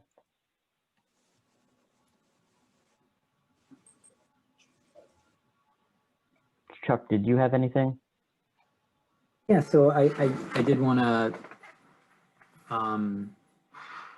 just add what I know about this project. So so when Steve asked for his, we're asking for an occupancy permit now. We're not actually asking for the certificate of compliance. After the planting plan, we're going to accept this planting plan tonight, and the commission is going to be asked if, with this planting plan, with knowing that the bond is still in place, and the agreement that this is going to get planted as soon as possible, that they'll allow me to sign off on the occupancy permit. But there's still a certificate of compliance that's needed. And typically when things are planted, it's 2 years before we, we feel comfortable that things are going to survive out there. And I did want the commission to know that we're not trying to get a certificate of compliance at this point. It's just the occupancy so people can move in. Now, the homeowners have signed the portion of the order of condition to ask them if they receive the order of conditions and they understand the zone of natural vegetation. And although this was turned to grass when they came and looked at the house and probably purchased it and, you know, visited it a few times, they're saying right now that they understand that that's the zone of natural vegetation.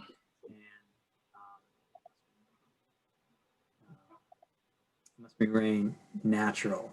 And a plan did come in talking about a swing set and a fence. And I think both those things are fine, but where they'll fit in this very restrictive plan is the tough part.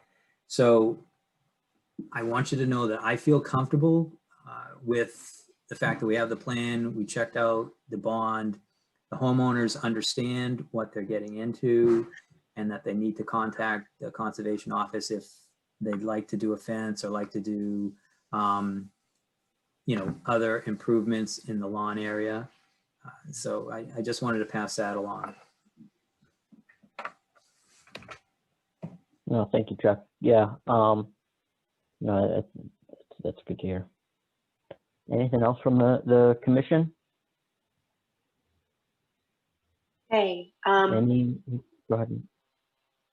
thanks, Mike. So looking at the plan, it looks like are the blue bounds the current location versus the gray bounds being proposed? The blue represents the as-built, and the gray was the original. So it's slightly skewed when you look at the boundaries of the driveway. Right, I guess I'm looking at the bounds that are between the house and Route 93. Oh, okay.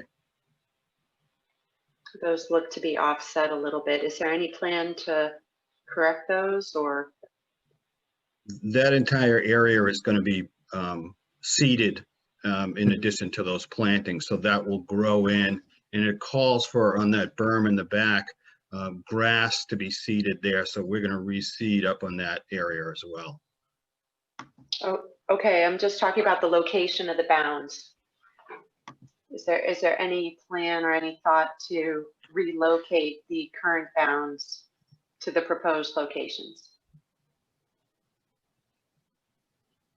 We're gonna comply with what we need to do to exactly match what's in the plan.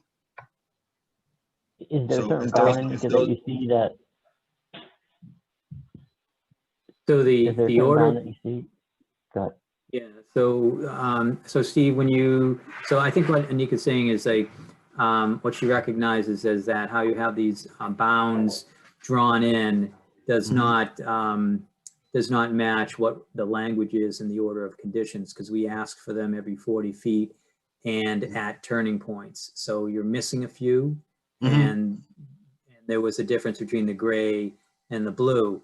But Sure. when you do come back for your order of certificate of compliance, you're going to have to probably put in a few more bounds. That's not a problem. Yeah, so at some point, maybe it will be easier at that point to find granite, but we would want to have it laid out every 40 feet. Sure, and that turning. we want that to match up. I understand.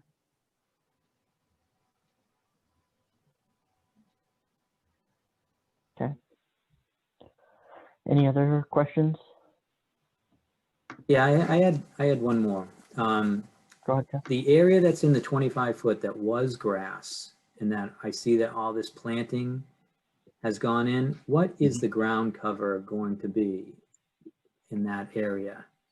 Because I just heard you say you're going to cast seed up on the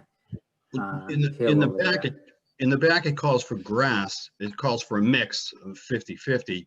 two different grasses, but everywhere else it calls for the wildflower mix. So that's what's going to be where the grass was in the front and a little bit in the back. That's all been turned over and the grass has been taken out. So that's prepped for the wildflower seeding mix, which is in the front and going back in the back.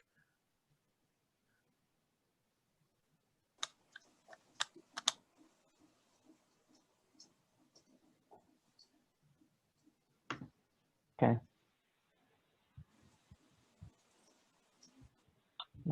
Anything else?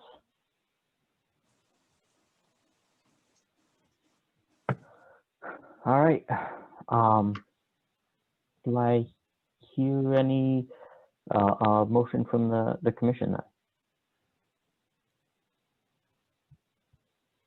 Oh, okay, go ahead.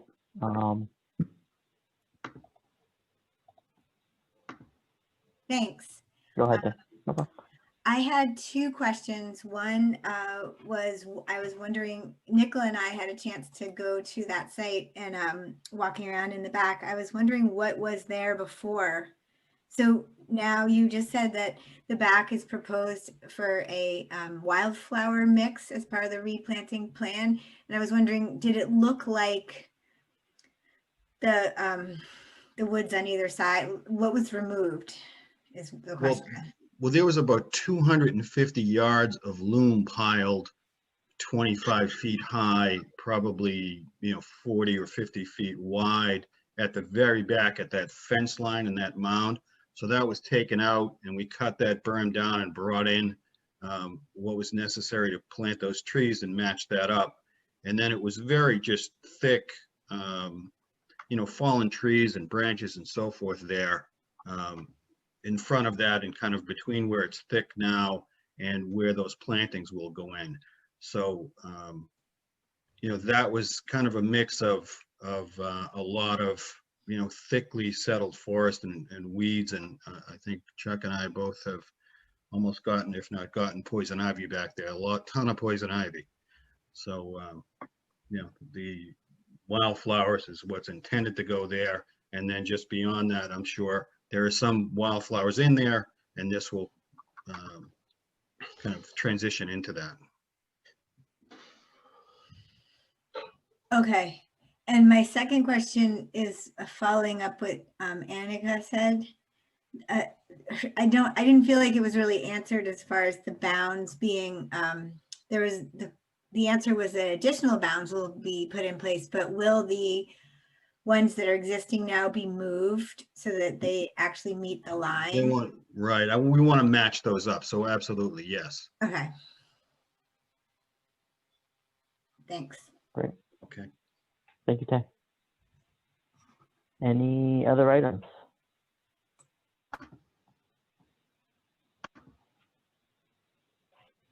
If not, do I hear a motion?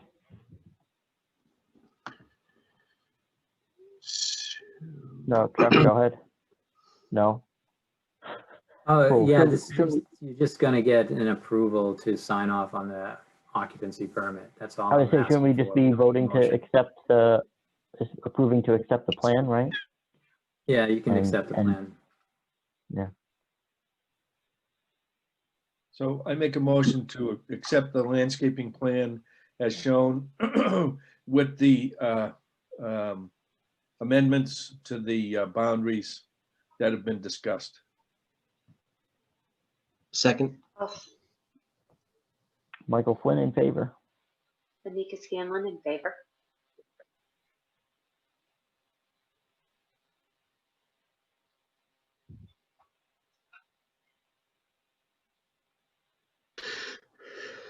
Martha? Go ahead, Martha.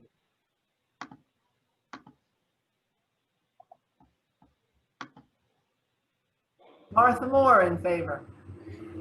David Pinette in favor. John Sullivan in favor. Carl Sacconi in favor. Scott Keith in favor. All right, excellent. Thank you very much. Thanks, Thank Steve. you all. Right. Have a good night. Thanks. Okay.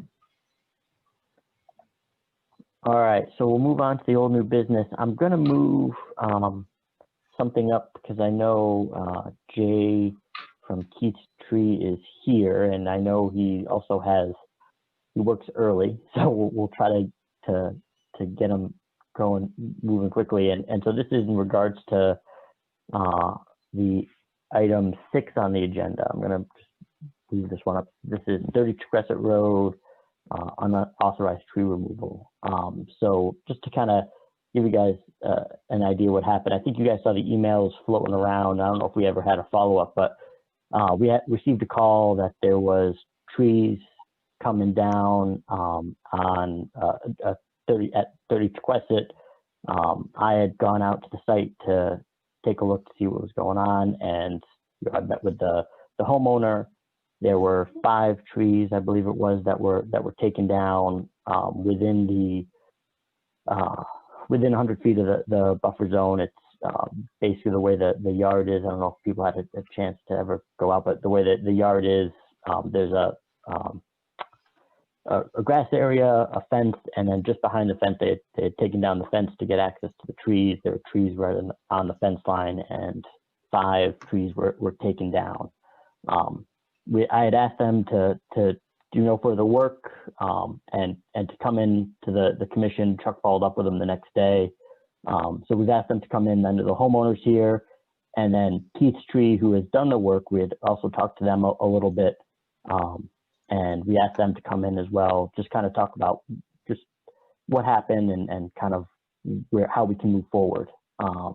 So with that, I guess I'll start with Jason. I know I can see you here. Let me see if I can. It looks like you're unmuted. I'm unmuted. Thank you guys for having me. Yeah. So Jason, can you just kind of, I know you've explained it to me, but just kind of inform the commission. I haven't given them the kind of what they know is basically what they just heard. So. Absolutely. So thank you guys for having me this evening. I appreciate it. So we moved into this home in the fall of 2017.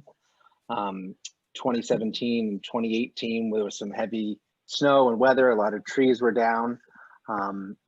We have a fenced in backyard that was here. We purchased the home.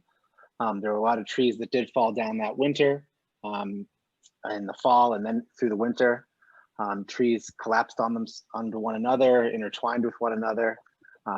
There was someone in the neighborhood getting some tree work done. I asked for a quote from them and marked the trees for them.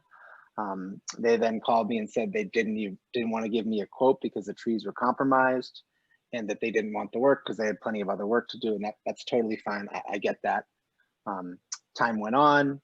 I did not address the project, somewhat from a monetary standpoint, because I did have some other quotes that I did get.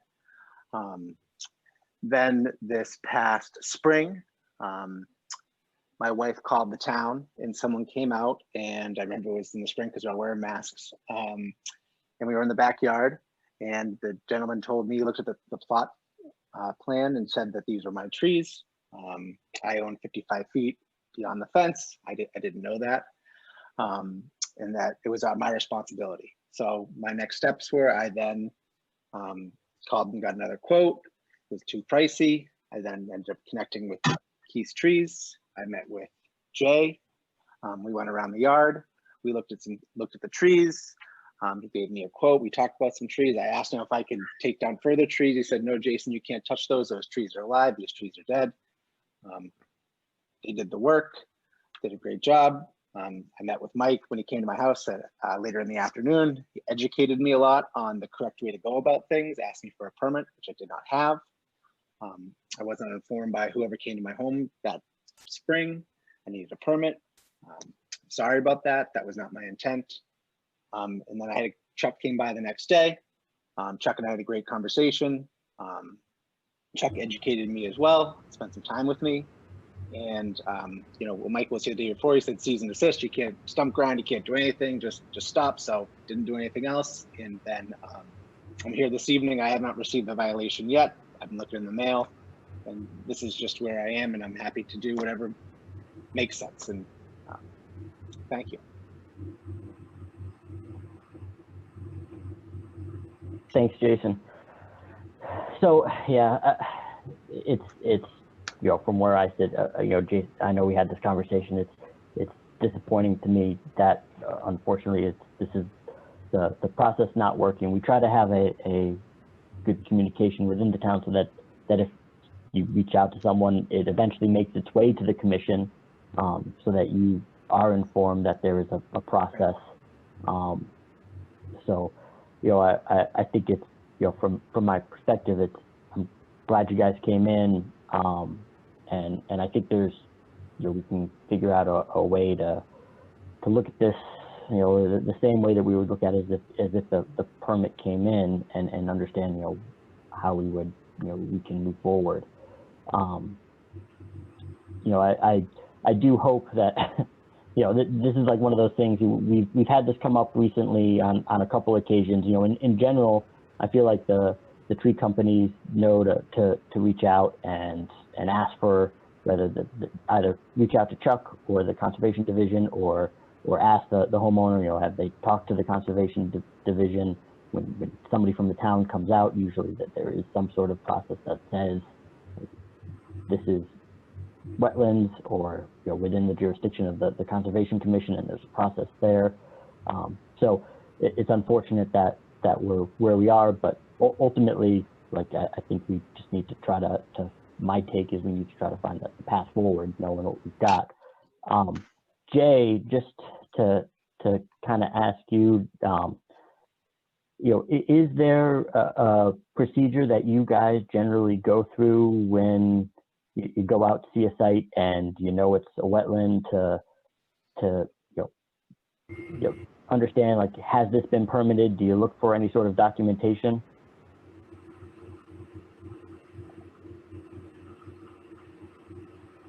Hi, yes, thank you for having me.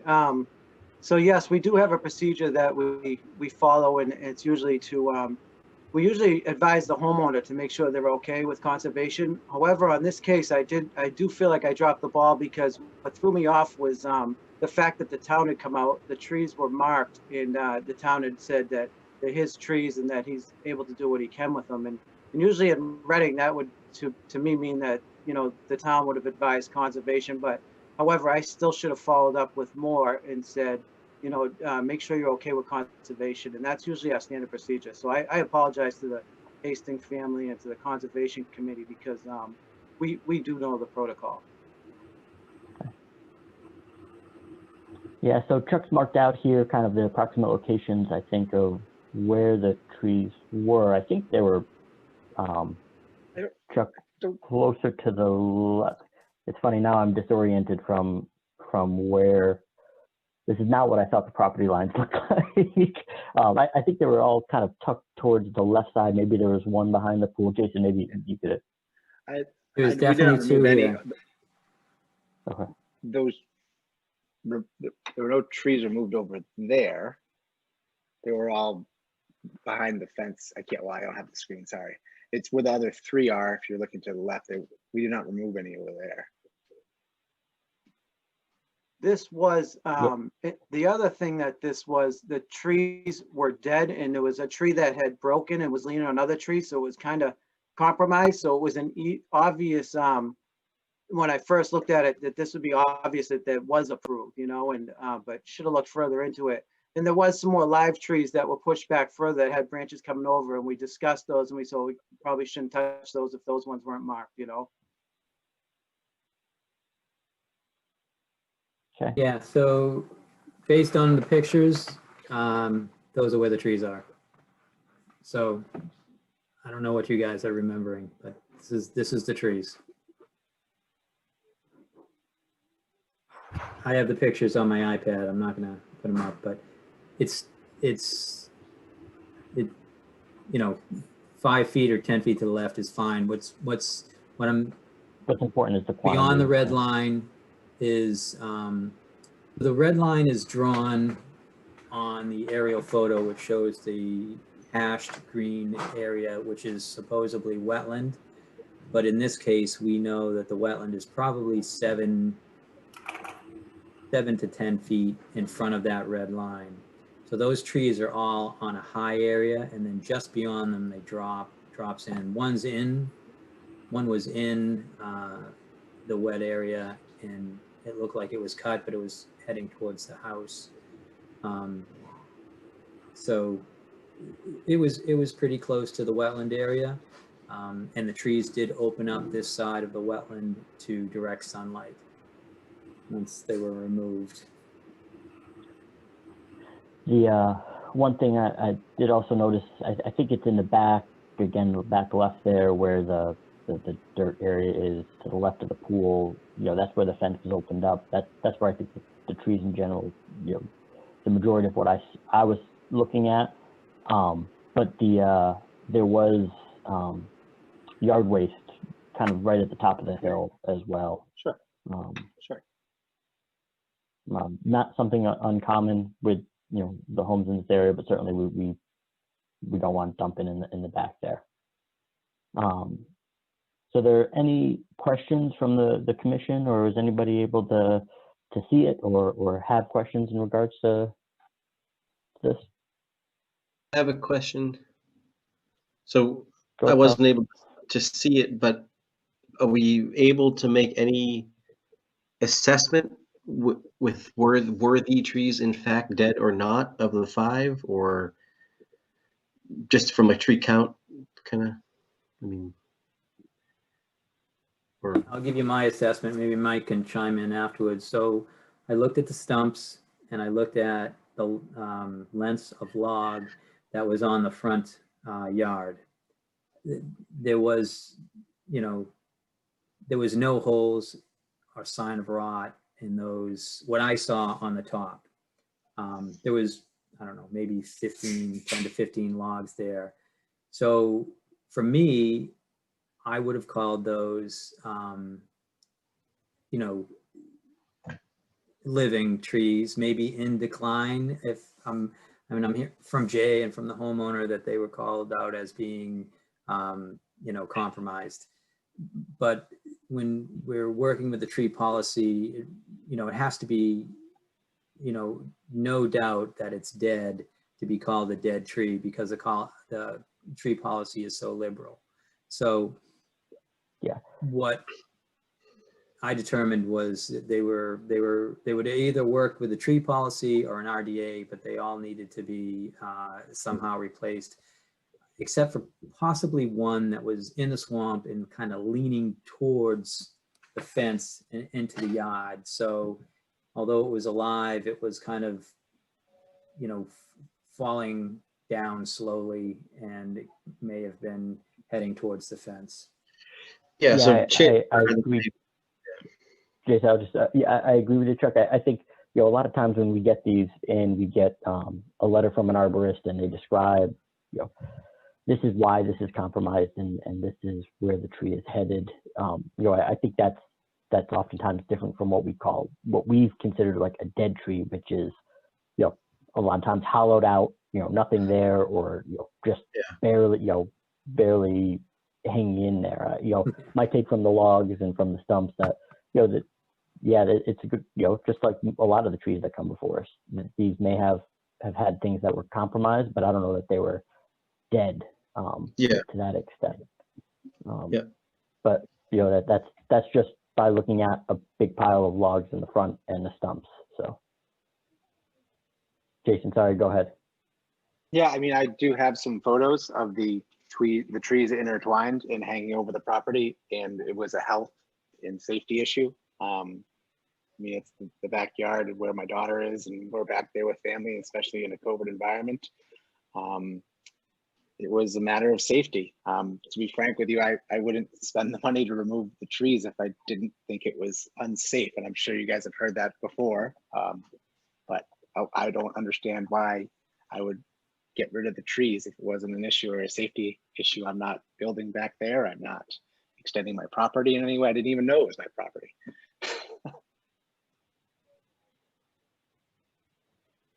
Yeah, and I think, you know, that there's a difference, Jason. We you know, there's a lot of good reasons to take a tree down, and safety is generally the top one. So that does not necessarily preclude that these would have been part of our tree policy, and we would just said, yeah, you're right. There's there's good reason to take this down, whether it had something within the branches that looked like in time it would be compromised, or it was just a general safety hazard, or something was choking it out that was creating an additional safety hazard. Those, as Chuck said, that's a tree that generally falls within our policy for targeted replacement, but not necessarily, like, we don't say, no, you can't touch that. But that falls into the category of replacement, whereas a lot of times we'll go out to the site and there'll be 3 trees that somebody wants to take 3 trees down, and 2 are compromised, or have something that will be compromised, and 1 is, hollowed out and eaten, or has already broken in half at one spot, and everything else is just, there's not a single portion of green to it. And I think those are the examples that we tend to have used as, like, that's dead. Sure. Yeah, and I'd be happy to provide those. I do have photos of that. Yeah, if you've got pictures, I do. If you've got pictures, I just hadn't received the violation yet. I didn't know if I would be speaking tonight, but I was coming just to get educated and learn. Chuck told me, so you should come and just learn and how the process works, and that's why I'm here tonight. And so I'm happy to work with you. Clearly, step 1 was not done correctly. That was not my intent. And again, I do apologize for that. That was sincere. I apologize. That's not my intent. So any other questions from the commission? Now, I guess that, in line with what Jason's saying, we didn't issue an enforcement order. I think from our standpoint, Jay has come in, Jason's come in. I think I see a potential path forward on this, and certainly that is going to take commission discussion. But I guess does the commission have a feel for, like, is the best route, trying to get this? It was 5 trees, so generally under our policy, we have 4 trees under the tree policy. Do you have a feel for, like, we've done, like, post RDAs before. We've done something where it's just 14 Dean Road that's on here. We just did it under enforcement order and corrected that way. Is there a feel for what you guys think is the best approach?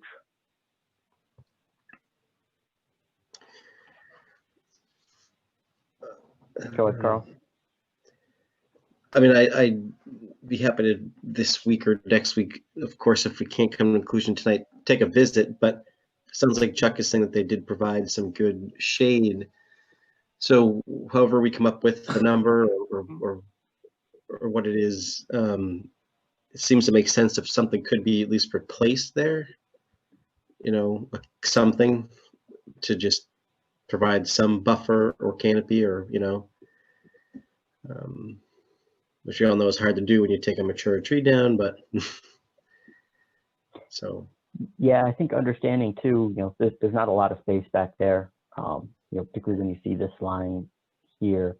I would like to see some sort of replacement, whether that is, within our policy, we've got, like, a shrub counts, shrub counts as 2 shrubs counts as a replacement, and a tree of a certain diameter can count as a replacement.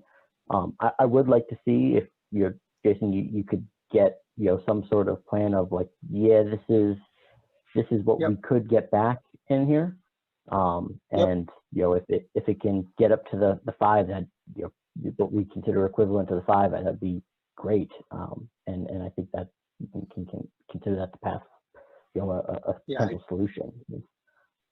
Yeah, Chuck did share some photos when we finished up about something that you guys have maybe seen in the past, with some maples and some shrubs next to it, and that seems reasonable. And like I said, I'm happy to rectify and do whatever makes the most sense and move forward. Just a target to shoot at. I did talk when I was out there, and I was mostly concerned about the shading. There is no other shade for that wetland area. I thought that if 2 trees could fit in there, that would be great. And we discussed safety concerns and whatnot, but felt like the trees planted properly would be stable and secure for many, many years. And it wouldn't be a problem. I know that homeowner had just taken down some trees that he was worried about, but it would be a long time before these trees even got high enough to be worried about. And then as long as they're deciduous trees, they'll probably be solid in the ground. But I'm sure Carl will go out and verify what I'm saying. But a target I would put out there would be at least 2 trees that are native, and then look at the tree policy and come up with whatever else you think could work in that area. And we do, for every other tree, we can do 2 shrubs for each tree. And I think that if we met 2 replacement trees and then 2 additional trees, looking at it after the fact, I think that we would have let one of the trees, qualify as a danger tree, a dead tree, because it was falling and leaning towards the fence. And that seems to me that, so we're really only talking about 4 trees in my opinion. Okay. Yeah, Chuck, yeah, and I think you said this when you were summarizing, but, I noticed that too. There was one of those stumps that was just like, totally the wrong direction. So whether it looked good or not, it was clearly not facing the right way. So no, I think that's a good solution. And I think at that quantity, we're essentially within our policy anyways. So. Okay. That tree that what are next? Yeah, Jay. Sorry, that tree that was uprooted, starting to uproot and lean, was pushing onto other trees, and that's what compromised those trees that were close to the fence as well. But it would have been better to have you guys there first instead of after the math like this. It's hard to explain it, So moving forward, we'll definitely make sure that we go through the right protocol. Okay, so yeah, I'll just put that in my calendar. I'll take it right out.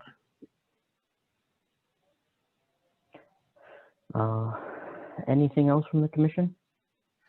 In the trees, the images, Mike, maybe could be if the homeowner sends the images too.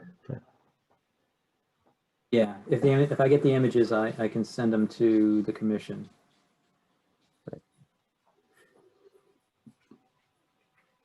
And I don't know if I've got all right. So do you next want steps they are to? that Carl will be Yeah. out here, or is that the next steps, or just so I know what to do and be thinking ahead for, or? I would say the next step would be we would aim for the November meeting, and for you to understand what and the amount of trees you're going to plant and the species and shrubs also. Okay, sure. And Chuck, is there a list of trees that's recommended for this kind of thing? We have a recommendation list on our website of native trees and places where they are. We're getting into, maybe right now it looks good, but I guess after the next meeting, if you could plant them right away, that would be great, but I wouldn't plant them in December. Understood.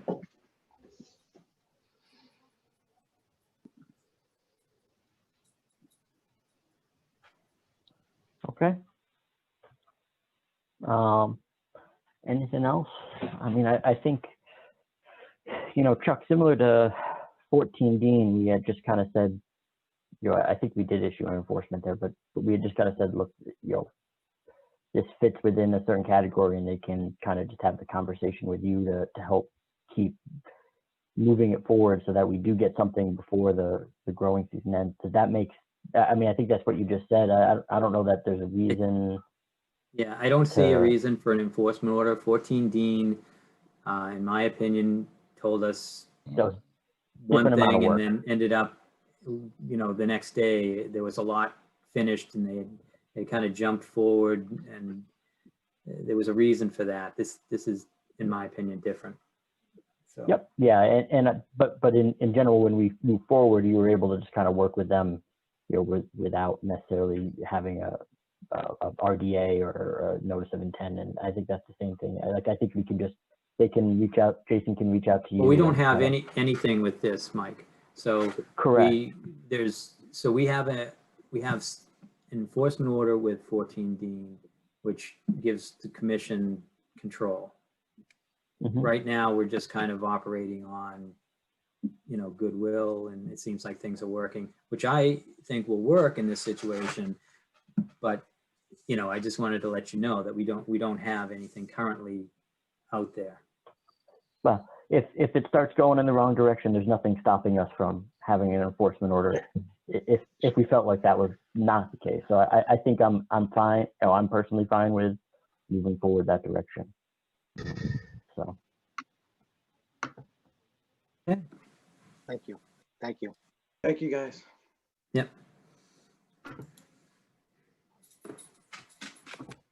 All right. So moving on to the next items in the old new business. Certificate of compliance for 270-055-953 Arcadia, Hagstrom. So Hagstrom hasn't moved forward. They're still working on that request for determination of applicability to receive them.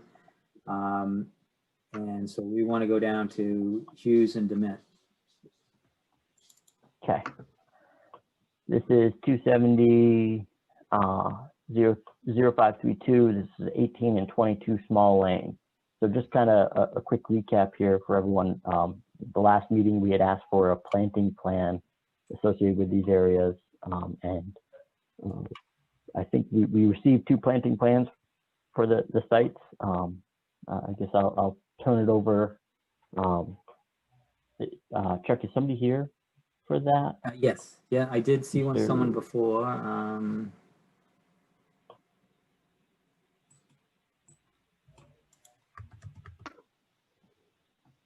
Yeah, Eric Hughes, right? Yeah, Mr. Hughes. There he is. Hello, there we are. And so can you just explain what you submitted here? Yeah, hang on one second here.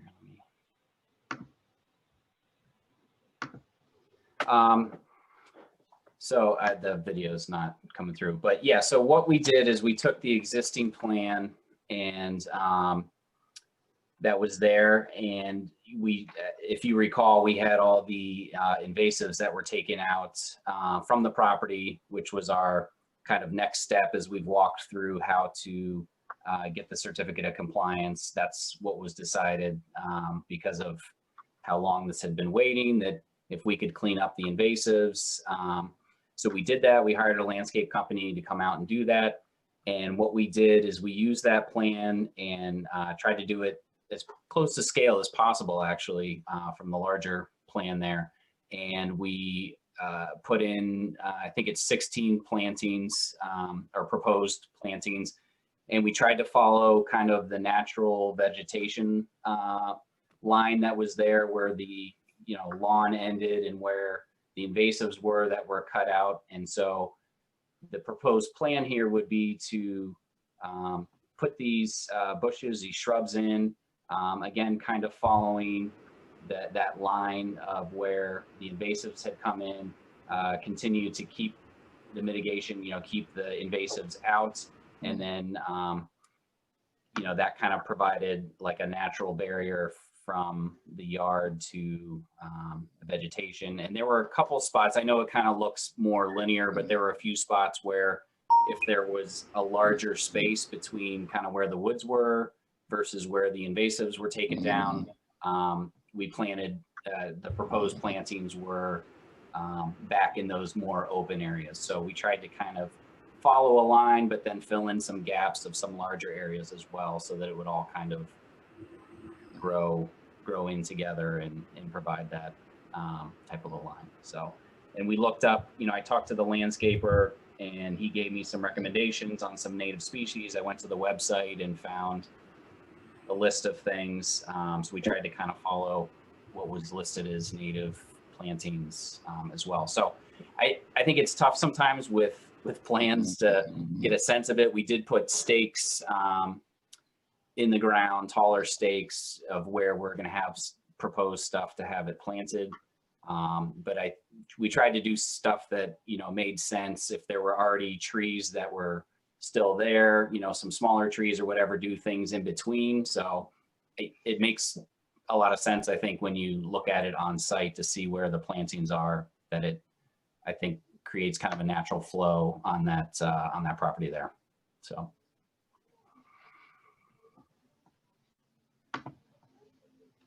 Thank you, Mr. Hughes. Yeah, I guess I'll open it up to comments from the commission, but you know, in general, I'll just add quickly. I mean, the plan for planting seems to make sense to me.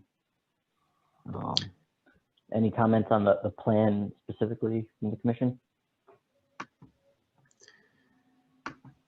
I had one comment.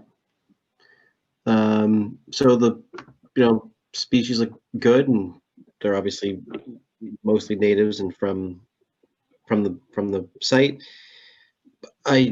You probably don't need so many different species. One being, with chances are one might not love where you're planting it, and then,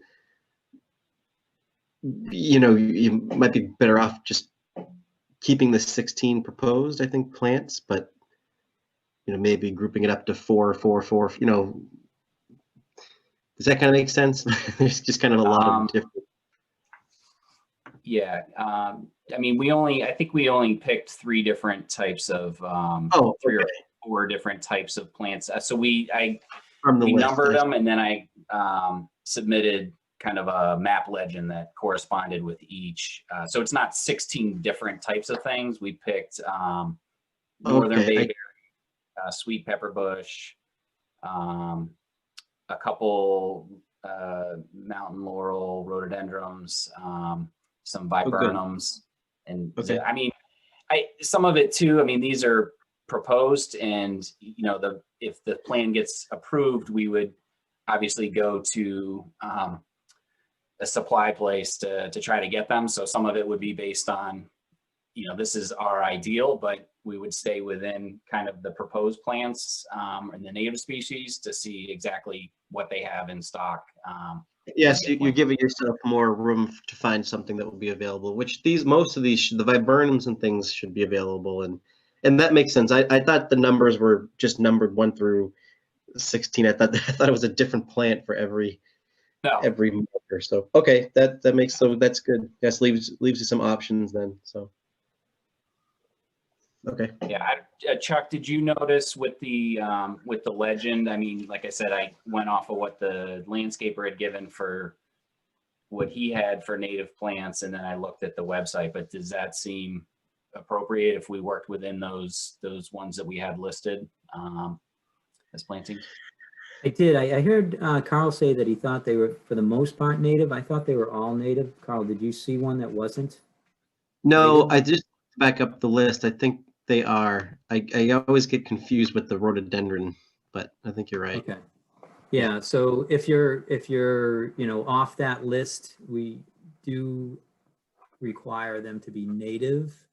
Mm-hmm. And you know, this is a you know, this is good. I was wondering, did you attempt to do anything on the other house? I didn't, because the vegetation has really grown up right up to the fence there, and I know we have that 3 foot to be able to cut it to keep it from coming over the fence. We did have some that was coming over the fence in the pool area, which I had the landscapers, you know, pull that out. You know, just to kind of keep that clear. But sorry, say that. Did you go behind there to try to remove some of the invasives? Yeah, absolutely. Yeah, that was a big part of what we did the invasives on 22, but then the ones that you had pointed out when you were on site, they spent some time behind there to pull out those, because they were kind of choking out some of the trees and stuff. So they got all that stuff kind of cut out and cleared out behind that on 18 as well at my house. So Yeah, so behind 18 and behind 22 are two different areas. One of them almost seemed like, things grew in, they grew in properly. There were some invasives, but it wasn't a lot, it was manageable. But I think number 22 was left open, probably got more direct sun, didn't have a fence in front of it, and the wrong things grew in. So I think that this plan works, and not doing much over at 18 also works, except for the invasive removal. Right. And that's, yeah, I think we've got a good plan now for how to, on both sites, how to keep the invasives back. And, now that we kind of know how to manage that a little bit better with the landscaper and ourselves as well. But, yeah, definitely at 22, I think because of more sunlight or whatever, it had really grown in pretty crazy there. So it looks a lot better having that out now. But and we did try to pick, with the rhododendron, some of where there were areas that, were a little bit larger, a little more open, tried to pick some of the larger shrubs or plantings, again, to try to do it in line with what was surrounding those areas. We tried to pick, some of the shrubs that made sense for those areas. So as much as possible. So, I mean, ideally, if you guys are comfortable with this, I mean, we'd like to try to get stuff planted, and then you would need to be reviewed by you guys once the plantings are in, right? Is that the kind of the next steps, or? Yeah, so I think we had talked about this on one of the earlier ones, but yeah, the next step is let's get it in, and generally the commission looks to make sure that time has gone by, that to show that they've survived, so that would be that final step. But I think, like you said, you've got time to get it in. Let's unless anybody has any other comments, I think that the next step would be like, let's approve a plan and get them in. And so would we be able to, was the discussion before that in order to kind of get the certificate of compliance done, once the plantings are in, we would have to get some kind of a planting bond or something like that? Or the other step would be just to wait till the spring to have it reviewed at that point? Or is that kind of the two options? Yeah, so in general, what we've done is we've waited to make sure the plantings have taken. The timing for that is generally at least more than a season, more than going through the cycle of seasons. So if you planted them now, we would generally be looking like spring, not next spring, but the following spring, to see that they've survived. I think we have done in the past something where and I'd have to go back, and Chuck, maybe you remember, and we talked about this at the last meeting, something where we've kept a bond but issued the certificate of compliance and did release the bond when it was over. I think we've done that before as well, right, Chuck? Yeah, we've done that. We've had a order of conditions that was in effect, though. This one's expired. Okay. I think if we wanted to go down that route, you would really need to have an active permit. So the choices would be to have maybe an RDA or something like that to facilitate that bond situation. I'm not sure, and also it may be very complicated to do it that way. Yeah. Is there a time frame? Is this immediate that you need to have this certificate of compliance? I mean, I guess I understand what's going on with that. So the next step of that process of the subdivision can be moved forward. What's the time frame on that? Is it spring? Would we get one spring out of it?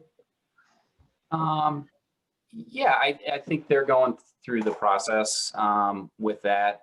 I think more than anything, I just, was kind of hoping to to close it out, but I certainly understand the need to look at stuff. But I mean, if we could look at stuff, you know, sometime next year, I guess, you know, if you're saying it's like a year and a half that we'd have to wait, I don't know that we could, I really don't want to go through a more complicated process of what you were saying with bonds and all this stuff. So I don't know if there's, you know, how long stuff usually takes, but I don't really have any big rush. I mean, there's certainly a process that the developer, as they pursue the subdivision, needs to go through. So it's not like they can't take those steps while this is the plan teams look to take that type of thing. So, but you know, I just kind of wanted to get stuff in this year if we could, and you know, just kind of get it as far along as we possibly could to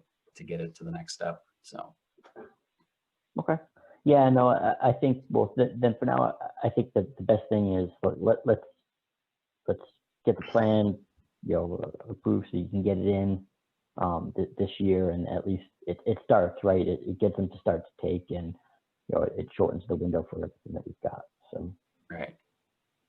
Okay. Yeah, and I think kind of going through this now, I think this is where we stumbled before, as we, you know, put the plantings in, and then, you know, it just kind of dropped off the map as we waited for stuff to come in, which obviously, you know, a lot of that stuff came in, you know, some of the things got overtaken type of thing. But, you know, it was kind of failure on our part to recognize that there was a final step that we, you know, didn't go through. But that's fine. It is what it is at this point. And, you know, we just want to kind of rectify and get it to the point where we can close it out, you know, whenever is a reasonable time to do that. So, Yeah, I think this allows you to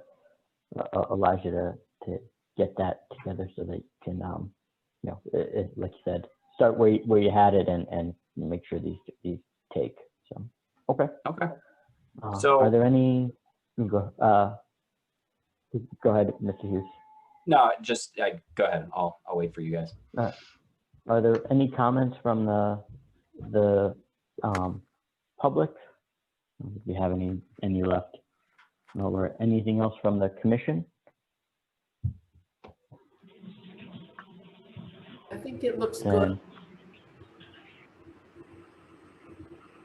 All right, and I think similar to the other one, can I get a motion in regards to this plan?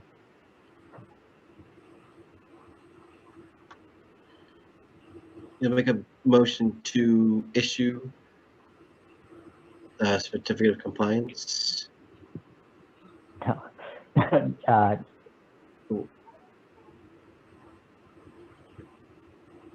Oh, is that right?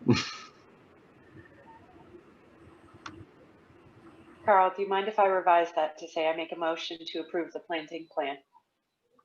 Yes. I'll second that motion.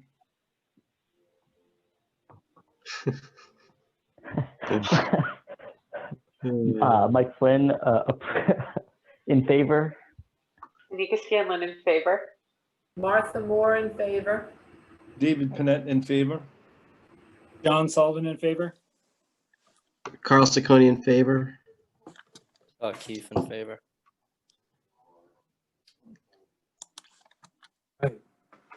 All right, thank you. All right, thank you, Mr. Hughes. Great, thank you. So once I get this stuff planted, I should submit something back to you, Chuck, and just so you guys can come out and at least review it initially, or do we just wait? Usually we just wait and we'll call us out in the spring and we'll do a survivability report at that time, and I'll just present that to the commission. And if you do let us know when it's planted, you know, I'll let the commission know, and people may go out and look. I'll go out and look. But what's required is that survivability report. Right. Okay. Sounds good. Thank you all. All right. Thank you. All right. Certificate of compliance for 754 Pearl Street, Dolan. This is, Chuck, this is the one that you were gonna do a little bit more research on. I think that's still an open item, and you're still gonna try to get into the I'll call it the attic of records and see if we've got original copies, but nothing new on Yeah, that I right received now, right? an email from the homeowner here, Dolan, and it just, you know, I understand that, you know, I feel that, you know, the annex is kind of locked up and really just out of my sight during this COVID situation. But I just want to try to see if I can find the as-built plan and the certificate that was signed off by our commission. And hopefully that's available. And maybe we'll see this at the next meeting.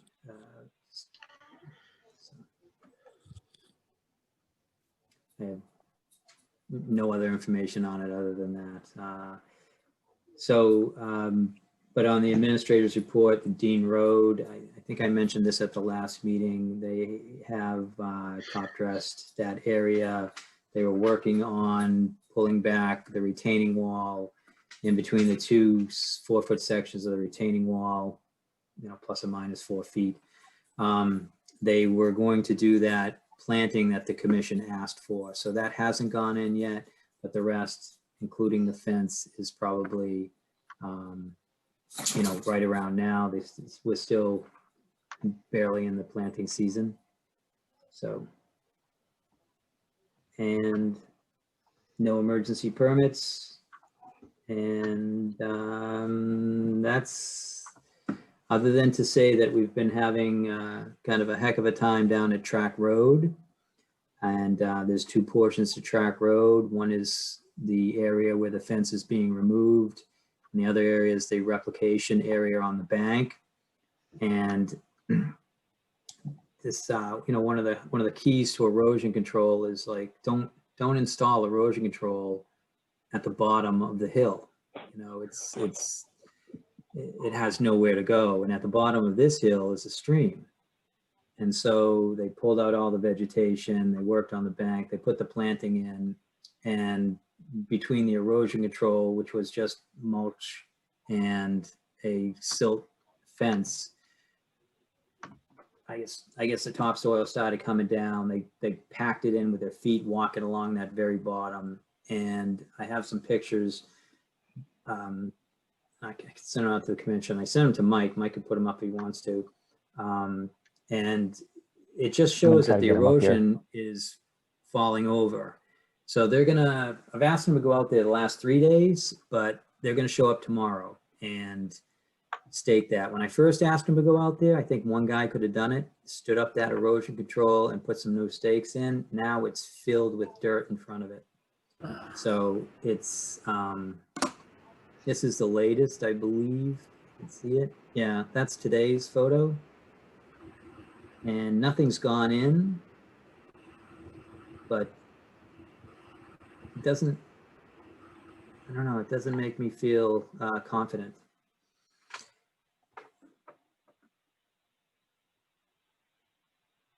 Chuck, I'm with you on that. I wonder if at some point they're going to have to put in like a cofferdam. Well, when it's not raining, there's about a foot to 18 inches of bank that's beyond the erosion control. So they can walk out in that area and straighten it out. But what they've done is it's a 12-inch mulch sock that's in back of the erosion control, and then that's staked in. This isn't even, you know, those stakes are just like, you know, 1 1/4 by 1 1/4. I've seen them where they're more like 2.5 by 2.5. You know, they're really heavy duty stakes that go in there. And I think the ones on the other side broke. So the 12-inch mulch sock is below the soil that you're seeing there, or how else would that silt fence kind of topple over it? It must be above that 12-inch mulch sock. So I think that it's really going to be tough to straighten those out. And then when that's pulled away, that edge that's newly exposed is raw soil. You know, this is, So have This they is an area to proposed watch. anything, Chuck? They have not. Have They they, were hoping they to tie haven't it back proposed into the anything? road. They have not. Okay. I mean, they're just gonna get through this right now, and fortify that erosion control. But this is an area, I don't know. My go-to thing is those core machines, and if those went in there, you could create a bank. But this looks like a problem. Like they'd almost have to pull back all that soil and get it back down to where it meets grade again. But they're way above it at this. I wonder if we should ask them to do that now and put some sort of matting, straw matting on top. There is matting in there. It's there's matting at this point. Oh, there's, okay. There is matting, and I'll they've stop still by got tomorrow. that. I'm seeing Yeah. a lot of green surface. Was that one of these hydro seeding things? Yeah, they hydro seeded it. It was hydro seeded. And then that hydro seed all slumped down the hill. Well, the hydro seed's just kind of on top, but you can see where it isn't, and that's from the rain and that's from the soil. I'm not gonna say moving in those areas, but it just washed the hydro seed off first. So they would have been better off with some sort of tiered system with something halfway up the hill to keep the soil from flowing down. Yeah, and they're supposed to be there at 7 o'clock tomorrow morning and coming up with something. And there's this thing about means and methods where the engineering department doesn't want to tell the contractor what to do, but we can tell them what's going to happen. So I was trying to ask Ryan, and I had, just like you're saying, I thought that maybe some interim erosion control would be a good idea, in a couple of sections, just to keep it stable and isolate it into like 3 sections down that slope. But you just have to wait and see what the contractor is going to do. So, Yeah, so Chuck, the one thing I'd say, Chuck, Until that there's a drives- problem. So As the soon one as thing that that breaks, drives me nuts, we're in whenever charge. engineering says like means and methods, that's something after you're contracted. You can't dictate means and methods after you're contracted.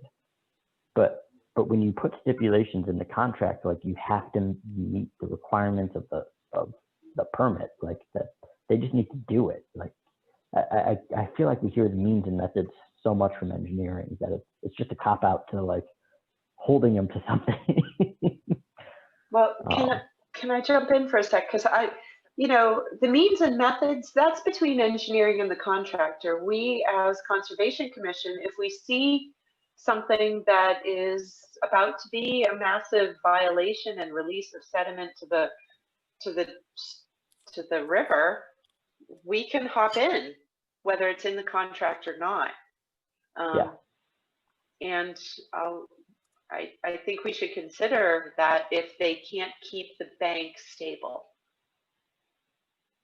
So the contractor, I'm just reading his email right now. He took a ride over and he thinks everything is stable. And the only reason why this is happening is because some of the stakes broke at the far end. That's not what I see. I see more soil at the bottom of the toe of the slope than there should be. And when they pull that away, I don't know how that's going to stay in place. So maybe it will vegetate above that. I don't know. So I'll take a look at it tomorrow. Yeah, I'll do a site visit tomorrow morning. And but I think if engineering doesn't want to step in and because it's not in the contract, we can raise it. Yeah, we can stop take a their look work if it's on. I might not, I'm hearing from the contractor, there's no problem here, move along, but to me, that doesn't, and I took pictures over the course of 3 days, and it wasn't lying down like that on the first day. I was only taking a picture along this because there's a section where the apron isn't tucked in, and I want him to see that. So how am I gonna, you know, could I even see the apron? You know what I'm talking about, the back. Yeah. So he says that the slope is hard receded with a tackifier, has jute mat, it's stapled. The slope has trees and shrubs in it, and it doesn't look like it's getting any discharge from the street. Well, I agree. There's all the trees and shrubs and that tackifier and all this other stuff that could prevent it from falling or sliding down, but it has slid down. So like I said, it's, you know, it's up to them. They feel like they're still in control, but if that thing breaks and it goes into that stream, it's, you know, then they've lost control of the situation. Yeah, at this point, it's almost not if, it's when. That's, you know, that's how I would, that's how I would have called it. Okay. Well, I'll just make it a regular visit place. Yeah, so this isn't the one where if you drive past the Cumberland Farms and go up the street there, just keep going, you'll find it. This is go over that bridge and then just follow it straight through. So it's still on Track Road, but it's at the far end. Okay. First bridge. But it's So in you that have to actually neighborhood. go over the bridge that exists to get to it. Okay. All right, thank you, Chuck. All right, minutes. Anybody have a chance to look at the minutes? I did. Any comments? I didn't have any. Chuck, I had, go ahead, Artha. They looked good to me. Chuck, I had one comment, and this came up because Strawberry Hill had called us back. I think they had seen the minutes, but I think we were unclear in maybe the meeting and the minutes of what we were looking for replacement. I think we put a range, 2 to 4 in the minutes there we had set it as $500, and then I said 2 to 4 shrubs. But I think I went back to the video today to confirm, and my understanding was that we were asking for 2 shrubs because that's what we felt like fit in. That brought it down to 4 trees that were being removed, and so we said then $500 kind of in line with our tree policy. So I think that was the only edit that I had to kind of help clarify that, because generally when we give a solution, it doesn't say, yeah, give us from here to here amount of trees. So my edit would be to just clarify that as 2 shrubs rather than 2 to 4.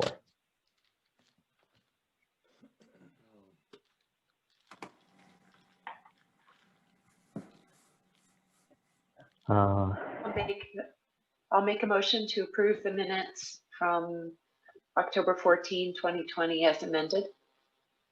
Second. Michael Flynn in favor. Anika Scanlon in favor. Martha Moore in favor.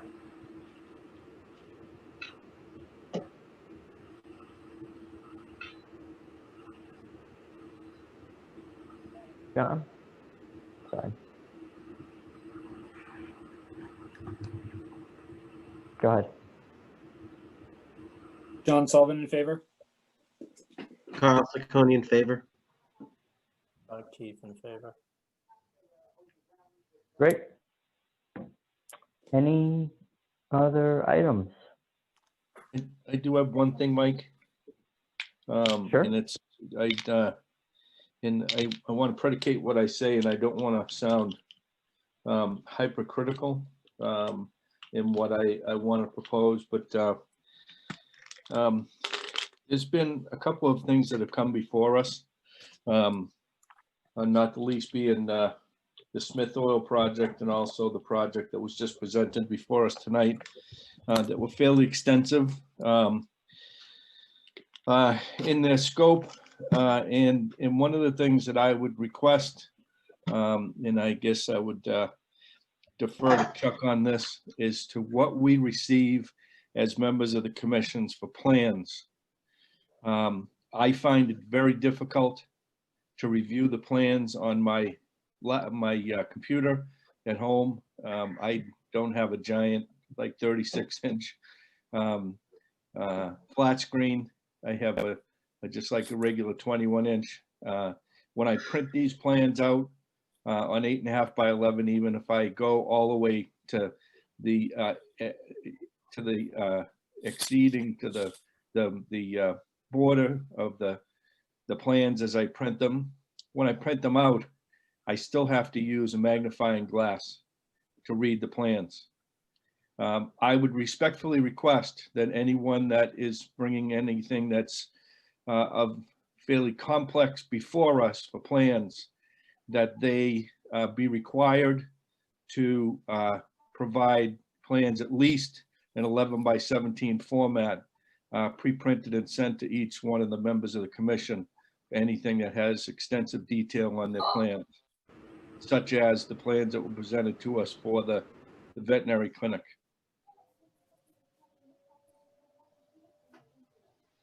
Chuck, do we still get hard copies? Like, what's the, with COVID, is there just a big stack of papers somewhere in the COVID protocol is 2 sets of plans, an original and 1 copy goes to the conservation office. And I'm not at the office. I'm usually not at town hall. When I go to town, I'm working out of my truck and I'm staying in my truck, and I'm there for the entire 8 hours or so. So I'm not seeing those plans, but so we get 2 sets, and when things get straightened out and we get back, I'm going to file all those plans. That's why everything is sent through email, so I can get it to the commission, and other departments are doing that. But if there's something, if someone needs plans, we can make special arrangements. It's not like I can't go into town hall. It's not like I can't pick up plans and then send them out to the commission. So I just need to know that. That's all. So if Dave, if you have, like, I can send the animal clinic plans out to you. I'll just ask for some more from Jack and send those out. And if anyone else wants them, I can do the same. I'm just basically asking for future reference, Chuck, for things that have the extensive detail like the veterinary clinic had in it. I just thought that I found it difficult to actually be able to read and follow the detail of the plan. Even after I printed it, whether I did it on the whether I did it on a printout. When I printed it out, I definitely had to use a magnifying glass to view the detail. And then also when I was looking at it on my computer screen, I could enlarge the PDF file, but as soon as I enlarged the detail of the PDF file, so I could kind of read some of the word detail particularly, it pixelated it so much on my computer screen that it still made it difficult for me to read. I'm just saying that when you have someone that makes a presentation like that, that I just think it's appropriate that it's in a format that makes it easy for the commission members to read and to study.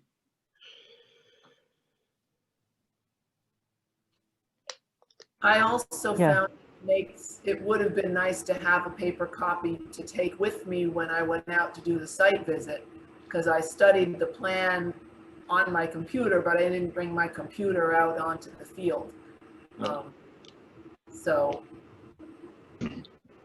again, I don't think we need it for this one because we're you know, I've already seen it, but, you know, if they come back with that development in the back, it might be nice to ask them to just send paper copies to more of us. Yeah, I'm not saying that I need it. I'm not saying that I need those copies to review again the project that we've already just reviewed this evening. I'm saying for future reference. For projects like that, you're saying, right? Pardon? You know, for a project like that, a project of that size or magnitude. Yes. That's, anything that's coming. An RDA where 5 trees are getting removed, that's probably unnecessary. But, no. And like the project that was at Pilgrim Road, I don't need an 11 by 17 format to review that. That was pretty straightforward. But the detail that was contained in especially the drainage plans and things like that, it was very difficult for me to actually study that either on my computer or an 8.5 by 11 printout. Which, by the way, I had to print out through my own printer, which I think also that should be provided for us through the applicant. That's up to the applicant to give it to us so that we can study it and read it. Dave, can I ask you a question? Sure. Just for the sake of reducing paper, what do you think about the idea of being provided with a full-size sheet of the existing conditions and proposed conditions? So Yeah, 2 plan sheets for real intent. That's fine. Yeah, no, that's fine. And the rest of the detailed sheets. Yeah. Yeah, for future projects, like if something was coming up like this veterinary, or like for Smith Oil, the Smith Oil with all the iterations that we had from Smith Oil, that got to be a nightmare to look at that on an 8.5 by 11 format, or to when I enlarge it on my computer screen, I can't view the whole thing at the same time. So that's, I just don't think that that's fair for the commission members. You have an applicant that's going to bring something before it, I think it should be easy for us to review it. Yeah. Well, so I think what I'm hearing, you know, Chuck, there's opportunities when a project like that comes before us for you to get to the office, if we know that that's going to be, you know, like I think you knew, Chuck, like the vet project is something that has more detail and we're going to be paying more attention to. There may be some that we have the learning curve, but I think it's, in general, I think we have an idea of like Main Street, the vet, you know, these are both on Main Street, but the Smith Oil, Sure. the vet, those are the type of projects. Well, I'll do my best, but I'm gonna let you guys know that, you know, the final word is up to you. And if you need plans, you tell me and you'll get them. Because my assessment of something that's difficult is, I guarantee you, is going to be different than most of yours. So, I wouldn't be satisfied with the proposed and the existing conditions, because I like to look at the details, because that's where the rain garden is going to be, and the, you know, the outlet structures and things like that. So it becomes complicated. This wouldn't happen, you know, if it wasn't for COVID. But again, just if someone just says, "Are we getting plans?" then we can send out an email, "Who wants plans?" and I can get those plans right to you. But if we do have another Smith Oil or you know, animal hospital application, then I'll definitely send out the plans. Make a point to be in town hall and ask the applicants, because they're all used to doing it the other way now. Yeah. Okay. Anything else? All right. Hey, Chuck, I want to make certain that you understand what I was asking for. I wasn't asking you to provide the plans. I was asking you to ask the applicant to provide the plans for the commission. No, I know that, but the plans come to town hall. They don't, so unless you want the applicants to send you the plans directly, I mean, that's the only other way to do this. Yeah. I guess But whatever usually needs to they happen. drop off all the packets with all the plans, and I put them in envelopes and send them out to the commission. Yeah. So that still has to happen. That's what you're asking me to do, which is not a problem. Yeah, because I mean, I don't have a problem coming down and picking up, like if you could leave it at Kim's desk, I don't have a problem with coming down and picking up a plan packet from Kim at the desk. But I'm not, I'm not asking you to reproduce their plans in 8.5 by 11 and provide me a packet. I'm just saying that I think if you have an applicant like Sullivan Engineering Group that was bringing forth the project proposal for the veterinary clinic that they provide plan packets with that extensive detail in a larger format, so it's easier for the commission members to read it, study it. No, Which is what I we'd understand. get if we weren't in these COVID times. And Yeah, I we'd all be understand getting plans. We'd be asking you, who doesn't want plans? So we could save paper. So we've done in the At past. this point, I'm all electronic. I think I'm fine. Even when I go on the field, if I need it, I look on my cell phone. I have the iPad, so I bring that onto the field. It's not lasting as long as it used to. But, okay, Dave, I heard that. And like I said, anyone else, if they want plans, just let me know if I've called it wrong, I guess, and thought that there wasn't a complicated plan set. Did you just say you All right. thought it wasn't a complicated plan set? No. No. This is going forward, David. If Oh. he misses one and Yeah. you didn't happen to get it, just let him know and he'll make sure you get it.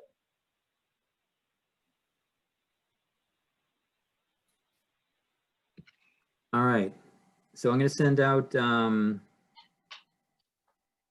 send out next year's meetings. And if we could kind of look through that and then approve it at the next meeting, that would be great.